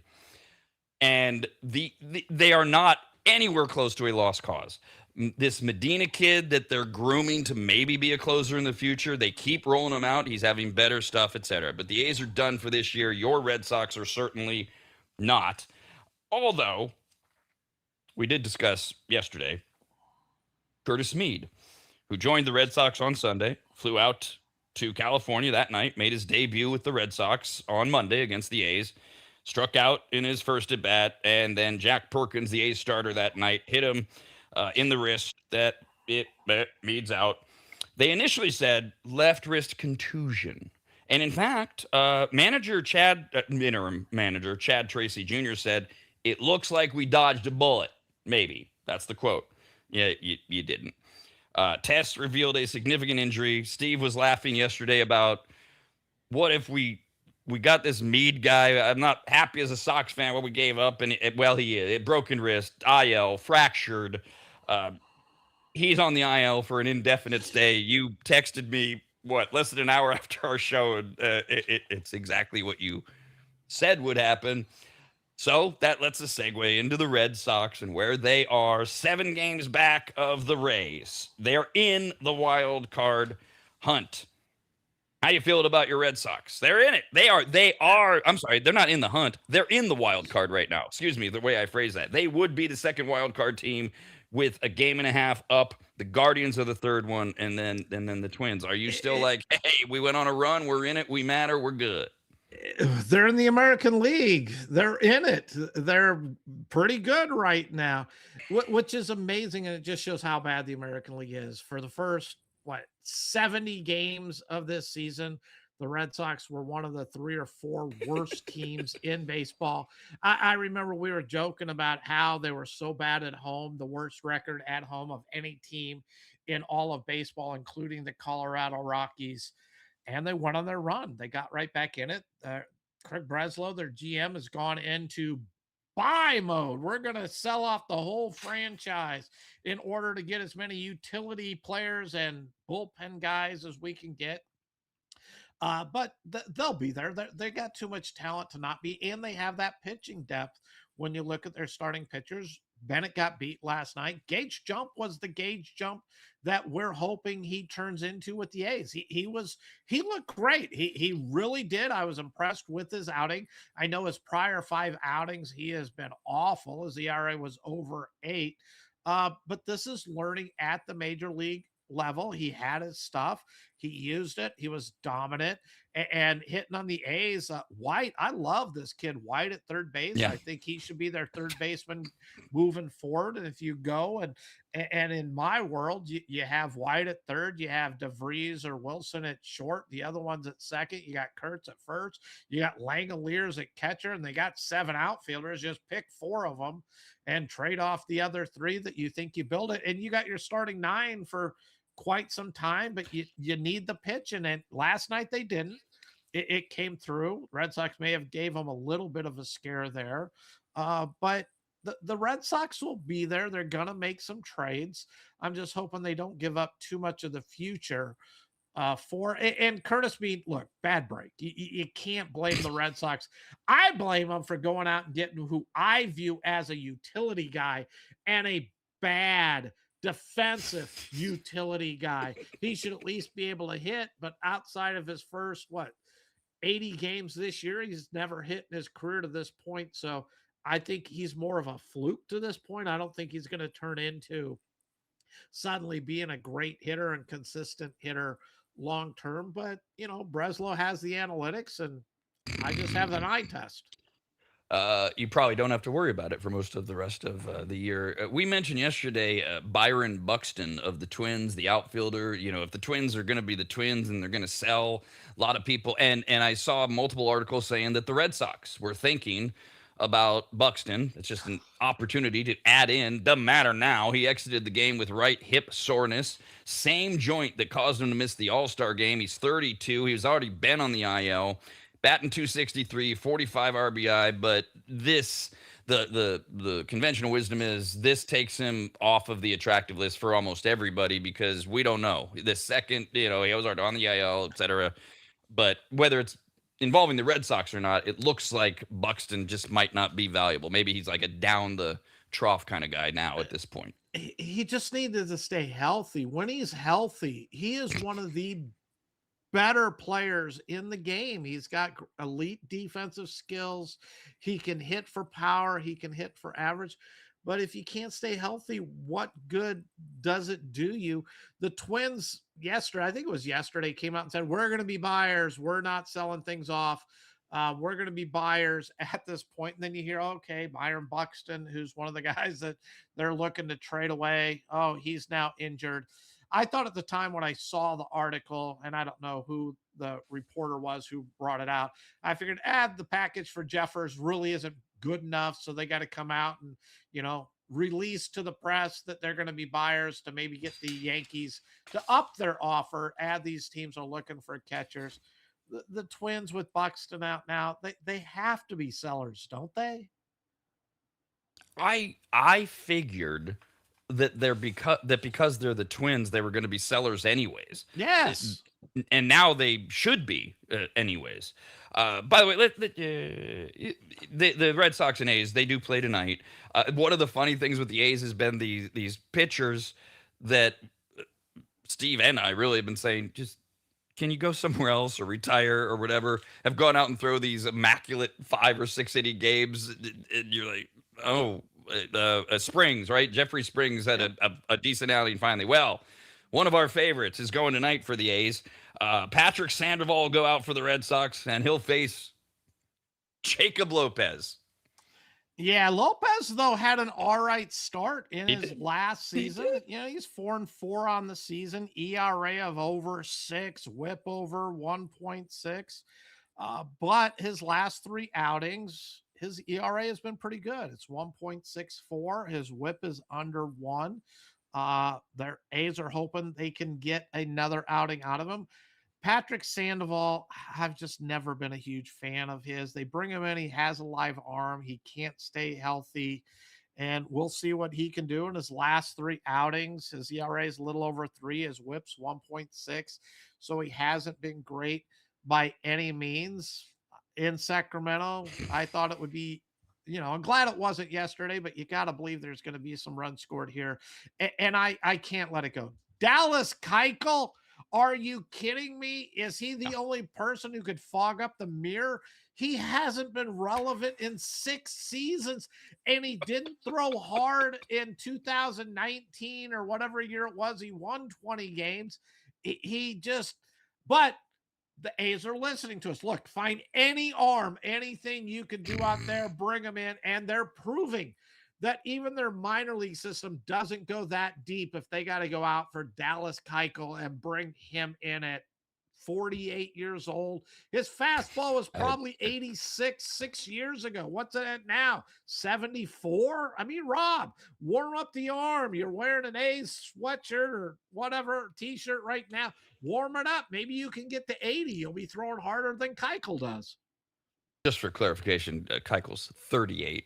But all right, one more. I want to squeeze in one more before we do part 2 of baseball. Tigers scored in every inning yesterday, last night, beat the Orioles 14-0. We'll start with the Orioles. A lot of people say that's it. Time to wave the white flag of surrender. The numbers are stark. Their chances for making the playoffs are down to 18%. They're just not that good. Yeah, they're in that terrible American League. 4 games under 500. Meh. Offense. Meh. Pitching. The most obvious trade pieces are Trevor Rogers and Taylor Ward, who are both eligible for free agency in the fall. Is it time for the Orioles to sell? And do those 2 guys have a lot of value to anybody? Not to anybody in the sense that who do those guys have value to, Steve? Is this a big deal if the Orioles go that direction?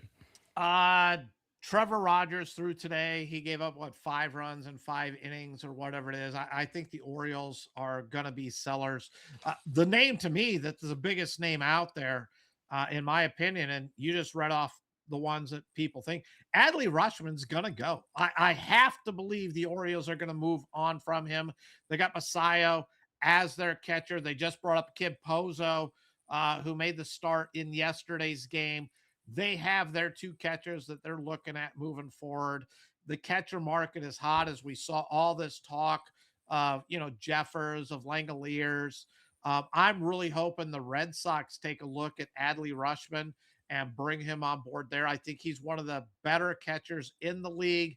And I think his price right now, he is injured, he is out, is pretty low. And that's a player on that Orioles team I would take a shot at. But the Orioles won't compete. They have to be sellers because while they have a lot of good position players, young talent there, they have no pitching. This has been their problem for the last few years. They realize it. They went out and they picked up Corbin Burns for 1 season. They needed to sign him long-term, although it worked out because he did go to Arizona and had his surgery. And the Diamondbacks are hoping he comes back at the end of this year.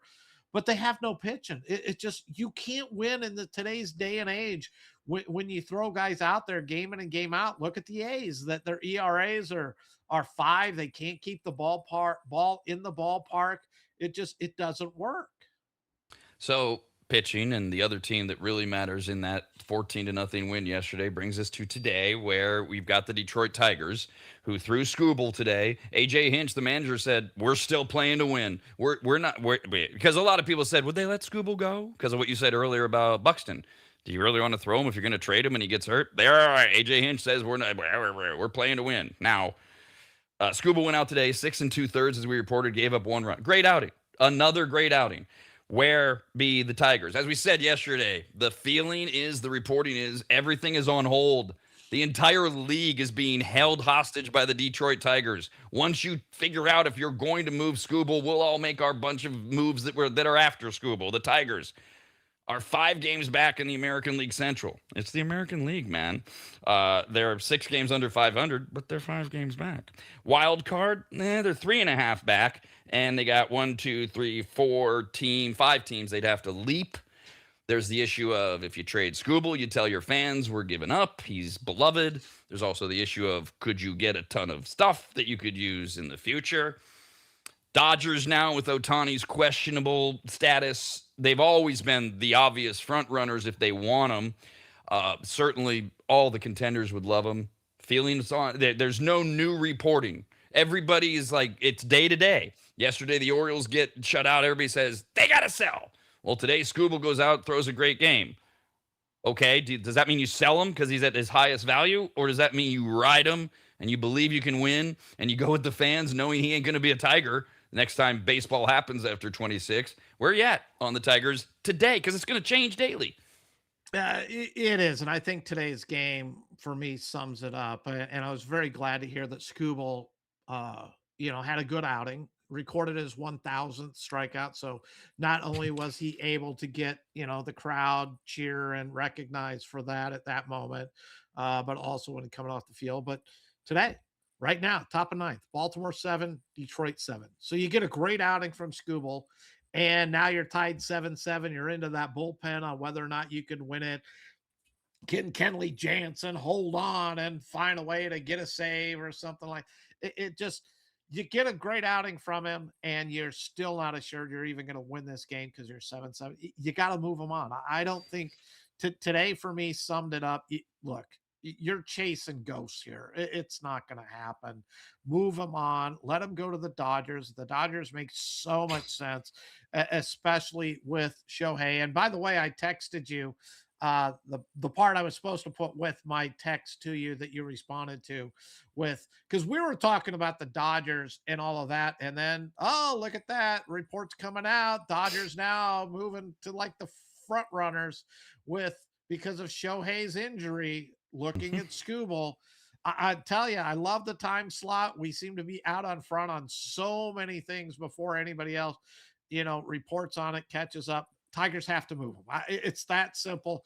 Anything short of that, and I think the fans will realize that and accept it. They're going to be upset. But I would be more upset that the Tigers couldn't have found a way to sign him.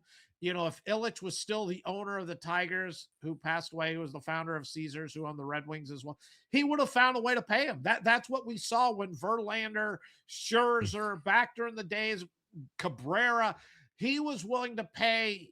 And unfortunately, it's under new ownership, and new ownership just won't do it. They run it more as a business. Well, Ilitch was a great, great owner for that city, for everything he did. And he was about trying to do his very best to win, not run it as a business to make money. It is 24 minutes ago that the MLB Network's John Morosi reported that the Dodgers' interest in acquiring Scooble has increased due to Shohei being unavailable to pitch. So we will all sit here and we will all remain hostages as we try to figure this out as we head towards the trade deadline on Monday. More after this. Rob and Steve continue next, only on the radnetwork.com.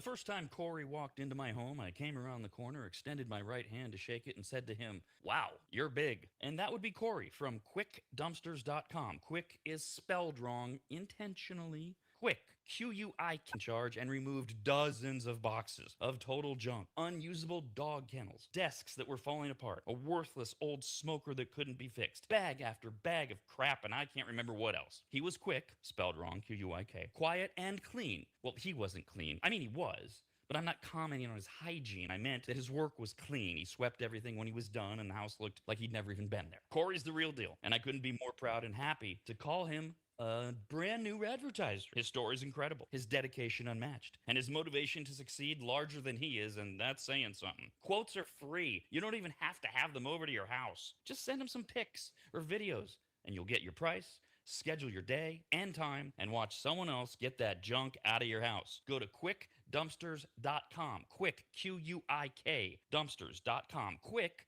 Q-U-I-K, Dumpsters.com.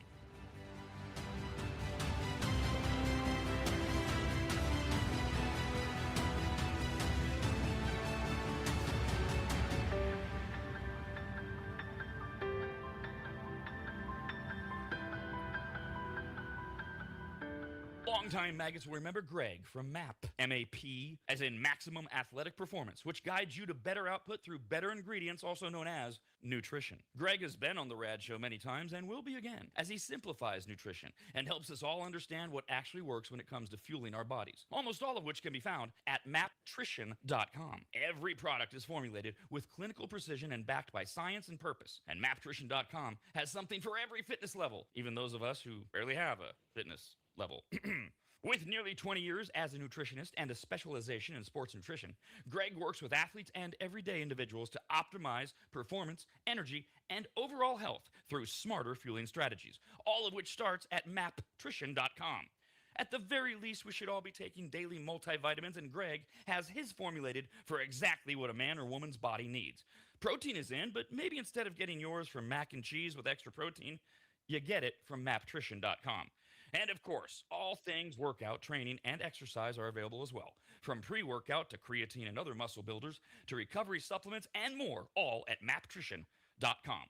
From morning breakfast essentials to post-workout recovery and everything in between, maptrition.com's full range of supplements, proteins, and wellness products are built to power your journey from start to finish. Check out all the products and find what's right for you and order it shipped to you all at maptrition.com. That's maptrition.com.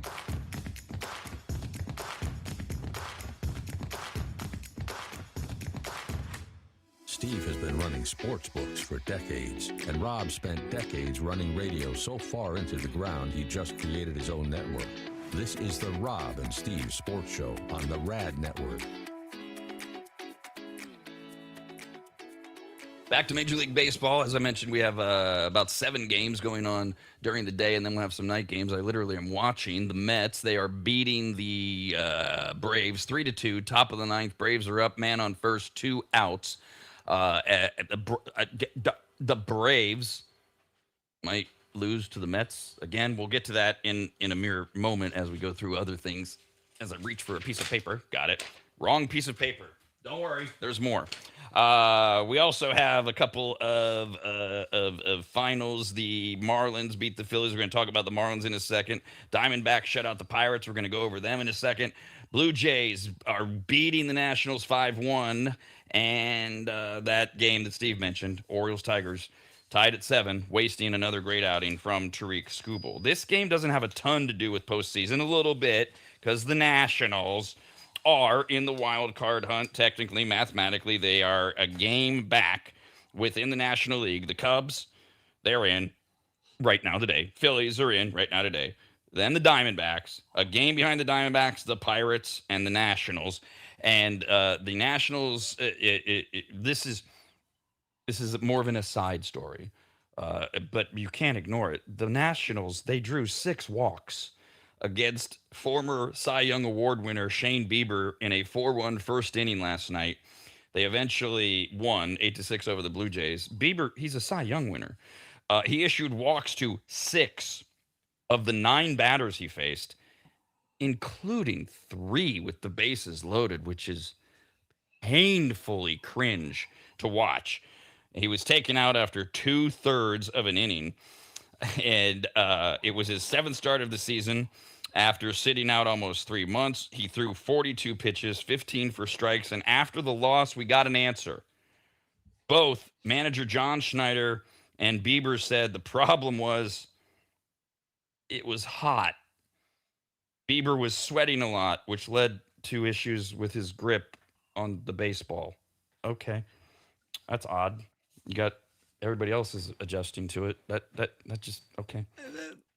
That's crazy. Most of the baseball season, it's gonna be hot. What, he only wants to pitch in the end of March, April, and maybe September. Although it can get hot in September too. That's insane. He's been facing this his whole life, unless he was brought up in Canada or something. And I know he's on the Blue Jays now, but you can't tell me all those years with the in Guardians that it wasn't hot in Cleveland in the Midwest with that humidity. Well, and like you said, it's baseball. It's going to be hot, and we've got what? Quick math can't do it. 1,000 other players that have to adjust to it. You stupid. Speaking of the American League East, as we have been, the Blue Jays are in there, but they don't matter. We'll get to the Nationals in a moment. Garrett Cole pitched 6 shutout innings, a 4-hit ball. The Yankees beat the White Sox 3-2. That's the Yankees' 5th victory in 6 games and moved them to within a game and a half of Tampa Bay. The White Sox remain in first place, 4 games over 500, a game and a half over Cleveland. They will go at it again today. The Yankees are in Chicago, and why don't they just throw Cam Schlittler against Davis Martin? Yeah, Davis Martin is the ace for this White Sox team. Started the season so great. He's now fallen to 9-5 on the season. ERA right around 3.5. But he has been really struggling as of late. He's 0-2 in his last 3 outings. ERA north of 6, his WHIP almost at 1.4. And Cam Schlittler just keeps getting it done. Another great outing in his last outing. He's 10-6 on the season. His WHIP in his last 3 is 0.93. His ERA is 2.08 on the season. He is the American League leader right now in Cy Young and has been for quite a while. And it's good for the Yankees. They needed him and others to step up. They're back winning games again. As you said, they're 7-3 in their last 10 games. They need to continue doing it because they need to catch Tampa Bay. And the Red Sox have gotten hot, so they need to hold off the Red Sox as well. I think they'll be all right. I'm just curious to see what they do at at this trade deadline. And everyone's talking. They want to go get a catcher. And I bring up Adley Rutschman. I'd be crushed if the Yankees went and traded for Rutschman. That would kill me. But I think they need a little bit more help in the bullpen, and they need some bats. They have depth in their starting rotation. Will they go into that starting rotation? Everybody who's in contention normally will never trade away any starting pitching, and we'll see if they do. Just like the Mariners, are they really going to trade them? That depth that they have at that position. But if they feel they need a bat bad enough, yeah, they will. A couple of follow-ups. They're showing highlights right now of Scooble's performance at just watching the pitch after the pitch. He clearly had super nasty stuff. Got a massive standing ovation when he left the mound. Other update: the Braves have just lost their second in a row to the Mets. The Braves have lost to the Mets for the second time the Mets don't even have Soto. What are the Braves doing? I'm not saying the Braves are in trouble again or anything like that. They're 6 games up on Philly. But you do look at it this time of year when you see one of the best teams in baseball lose to one of the worst. It's tough. The Braves now, what are we looking at? Like 3 weeks in a row now that they just really have not been playing good baseball at all. Even when they're winning, they're 6-4 going into today in their last 10 games, but really not doing a whole lot. Acuna Jr.'s back. So we'll see what he can do, and hopefully he can get that offense going again. But their starting rotation has started to falter a little bit, and I think they're going to be all right. I think they're too good of a team, but that's another team. Are they going to go after that bullpen depth? Will they get some starting pitching? Because that's the areas they need to address is their pitching. And what are they going to be willing to give up in order to strengthen that? As I mentioned, 6-game lead for the Braves over the Phillies, who lost to the Miami Marlins after Sandy Alcantara pitched 4-hit ball over 7 innings. And the Marlins beat the Phillies 1-0 on Tuesday night. Now, Alcantara has been mentioned as a major trade prospect. The Marlins are down to 9 games back. They are right at 500 in the National League East. In terms of the wild card, they're 2 games out. We got a shot. They would have to go past 4 teams to do it. Alcantara throws lights out. That makes him even more valuable. Does that mean the Marlins move him? And should they? The Marlins been trying to move him for 2 years now, and they haven't had any offers that they were willing to take. I still think they're in that sell mode. They're a couple of games out of 500, but for me, this team was really fortunate in their schedule because they had that 12-game losing streak. Yes, they've won the last 3 against the Phillies, but that 12-game losing streak, I think, brought them back to their senses because they were hot. They were one of the best teams in baseball for all of June, the first week or 2 of July. Then they stumbled with that 12-game losing streak, but I think that brought them back down to earth saying, look, we're looking next year, not this year. Is Alcantara fit in our plans longer term, or is it time to move him because they have some other really good pitchers sitting there? Move him and try to build for next year and the next few years because everyone's chasing the Braves. The Phillies are getting older, and maybe it will be their time, but it's not their time this year. The Phillies 6 games back of the Braves, as we mentioned, but they are right now today the second wild card team from the National League. They dropped their 4th straight though since the All-Star break. Their 4th straight series, since the All-Star break. Bryce Harper bluntly said, "We need help." After the game, he literally said, quote, "I think we need some help," end quote. Asked if that help would be best coming in the form of an arm or a bat, Harper said, quote, "Both." As for whether he's confident, he said that's a question for Dave Dombrowski, the team's president of baseball operations. Everybody would like help. Do the Phillies need it? Is Bryce Harper right? I think the Phillies do need it. I'm curious to see how they go. They got a GM. He, like AJ Preller, is not afraid to make trades. He's going to do what he believes they need to do. And he's also, like Preller with the Padres, very short-sightedness. Look, I'm not – this kid might be a top prospect, but how do I know he'll ever even make it at the major league level? I'd rather use those prospects to get players that I know can compete and can help us for right now, and I'll worry about the future down the road. They need some pitching. Yesterday is a shame. Marlins beat them 1-0. Aaron Nola for last year and a half plus has been terrible. Finally had a good outing. They lose 1-0. That's how the Philly season seems to be going. But past Luzardo, Sanchez, Zach Wheeler, there isn't anything in that rotation. They started off with Andrew Painter, who was terrible. I want to say his ERA was over 8 when they finally said, okay, enough's enough. Let's send him down to the minors. So they need rotation help, and that's where a Skubal or something like that fits in well. But anything going after starting pitching right now is going to be at a premium. And are you really going to get the Doyle Alexanders of the world that get traded over, even though it cost the Tigers John Smoltz at the time? But I think he went something like 14-1 or something insane at that time for the Tigers. Chances are that's not going to happen this year with whoever they bring on board. And their bullpen is shaky. Their closer is good, great arm, but he's been inconsistent. From my understanding, is Bryce Harper also, because I believe they're out on this road trip, but he brought his outfield glove along with this, because if they go out to acquire that bat and it needs to be a first baseman, he is willing to go back out into right field. Anything that he can do to help this Phillies team win, which was a good sign. I don't think the Phillies are going to go and put him back out in right field. And he could play it. He did a good job. But I think he is their first baseman. The Diamondbacks beat the Pirates 8-7, and both of these teams are in that decision process as well.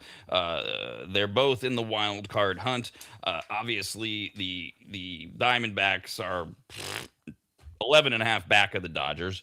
The Pirates are 12.5 back of the Brewers. But in the wild card, Diamondbacks are in right now today. They're the third place team, and the Pirates are a game back. Uh, where do we put both? And I saw a scroll on ESPN. I don't have the specifics. The Pirates made a number of roster moves today. I didn't. I just saw the scroll. It's not like it didn't seem like it was major. Other than what are they setting themselves up for? Both these teams have a legitimate argument, in my opinion, Steve, to say we're in this. What should they be doing? I think both should be going in and buying at this break. Both are fighting for that last wild card spot. Diamondbacks, the big win last night in extra innings, 8-7. They went out today, and Eduardo Rodriguez, who has been clearly their best pitcher all season long, he is having an outstanding season that he hasn't had since he was back with the Red Sox. He shut them out today. They won 3-0. Pirate fans, don't be that discouraged. Jared Jones finally gave a pretty decent outing. Live arm, young pitcher. You need him down the stretch if you're going to compete. And you talk about those Pirate moves today. It was something because I caught it. And again, I'm not that familiar with any of the names, but they brought up one of their number 5 prospect. The Pirates normally won't bring up their young prospects because of that starting their free agency calendar until after, August 19th or whatever the date is. So it doesn't count towards their year in the thing.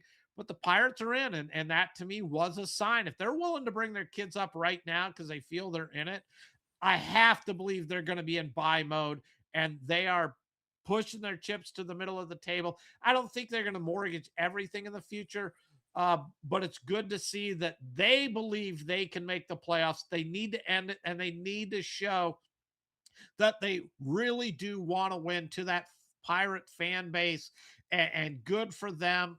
Tough loss again today, but it'd be really nice to see the Pirates, and that's the team I'm rooting for. Been the Reds Yep. the last 2 years. I'm pulling for the Pirates this year to make the playoffs out of the National League. A couple other teams we should mention: Cubs and Cardinals went at it yesterday. Cubs 10-2 were the big winners. They are 6 games back of the Brewers, while the Cardinals are 14 back. Wild card, the Cubs would be it. The Cardinals way down. They're only 2.5 back, but the Cardinals 1, 2, 3, 4, 5 teams to go through. Are the Cardinals? Should they be? Should they be sellers at this point? I think the Cardinals need to stay focused on what they were going into the season. Great first half. I mean, I kept talking about it on how great a first half they have had, and my expectation has been, and they're starting to fall into that. I think they're 3-8, 3-9 in their last X amount of games. But they're falling back to earth, which is what I expected. I don't think they're a serious contender for the playoffs. But don't lose the momentum that you've gained this year with what you have. So build on it so that next year you can compete. And today's matchup, I mean, Boyd going for the Cubs, he's been their best pitcher as of late for them. He's 6-1 in the season, 2-0 in his last 3. ERA's under 2. His whip is sitting right around 1. Dustin May, he's like Walker Buehler. He has these really good outings. He's got a great arm, but there's a reason the Dodgers have moved on from him. I'd love to see him regain his form, but he's 5-7 on the season. ERA 4.6. His whip's 1.3, and that's that inconsistency. Some days he has the one hitter going into the 5th inning. Other days, he's given up 5 runs in 5 innings. Cardinals, though, good season, but move those veteran players that can get some value to help you build for the future. That's what I hope to see from the Cardinals as they approach this trade deadline. All right, we'll do one more. Yesterday, the Reds and Hawardians split a day-night doubleheader. Reds are fairly irrelevant at this point. Not the Hawardians. They are a game and a half behind the White Sox. And as I said, right now, they're in the wild card, but they only have a half-game lead over the Twins. And that's the big final question for today.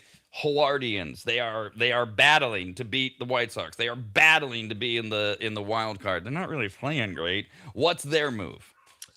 Well, the Reds, they're in sell mode, and Brady Singer's their starter right now. They brought him over from KC. They want a great outing in tonight's game because I think he's one of those starting pitchers that are being dangled to help the Reds out in the future.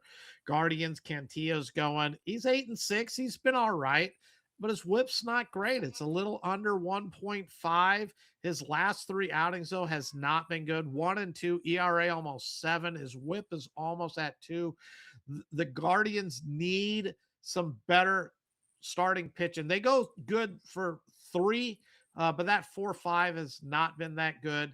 And they just need to get the lineup back going. I love the young kids. Angel Martinez out in the outfield. Bazana, and you've heard me talk about him, but he was a cricket player also. Played as much cricket as he played baseball growing up. Thought it was a great story. And just how he can control the strike zone and put the ball where he wants to. It's not just swing as hard as I can, hope I get a base hit. Chase DeLauder, they got a lot of good young talent on the team. Guardians are still just going to be that team in the Central that you're continuously chasing. They've never been big buyers. They'll probably pick up a piece or two here. I'm hoping they don't sell anything off, but they won't. I don't think they're going to be major players in this trade deadline. They'll just maybe address the bullpen a little bit and try to hope that what they have is enough to win the Central. By the way, if you're a self-loathing San Francisco Giants fan and you actually want to watch your team, they are on the Major League Baseball Network. If you're not in the blackout zone, currently they just started against the Brewers. So enjoy your day. We're back tomorrow. This has been a presentation of the Rob and Steve Sports Show, brought to you by the Rad Network and is copyrighted by the radnetwork.com and Williams Broadcasting for the private use of our audience. Any reproduction, accounts, or descriptions of whatever Rob and Steve just talked about without the express permission of the Rad Network, Williams Broadcasting, and Rob's Really Mean Lawyers is prohibited.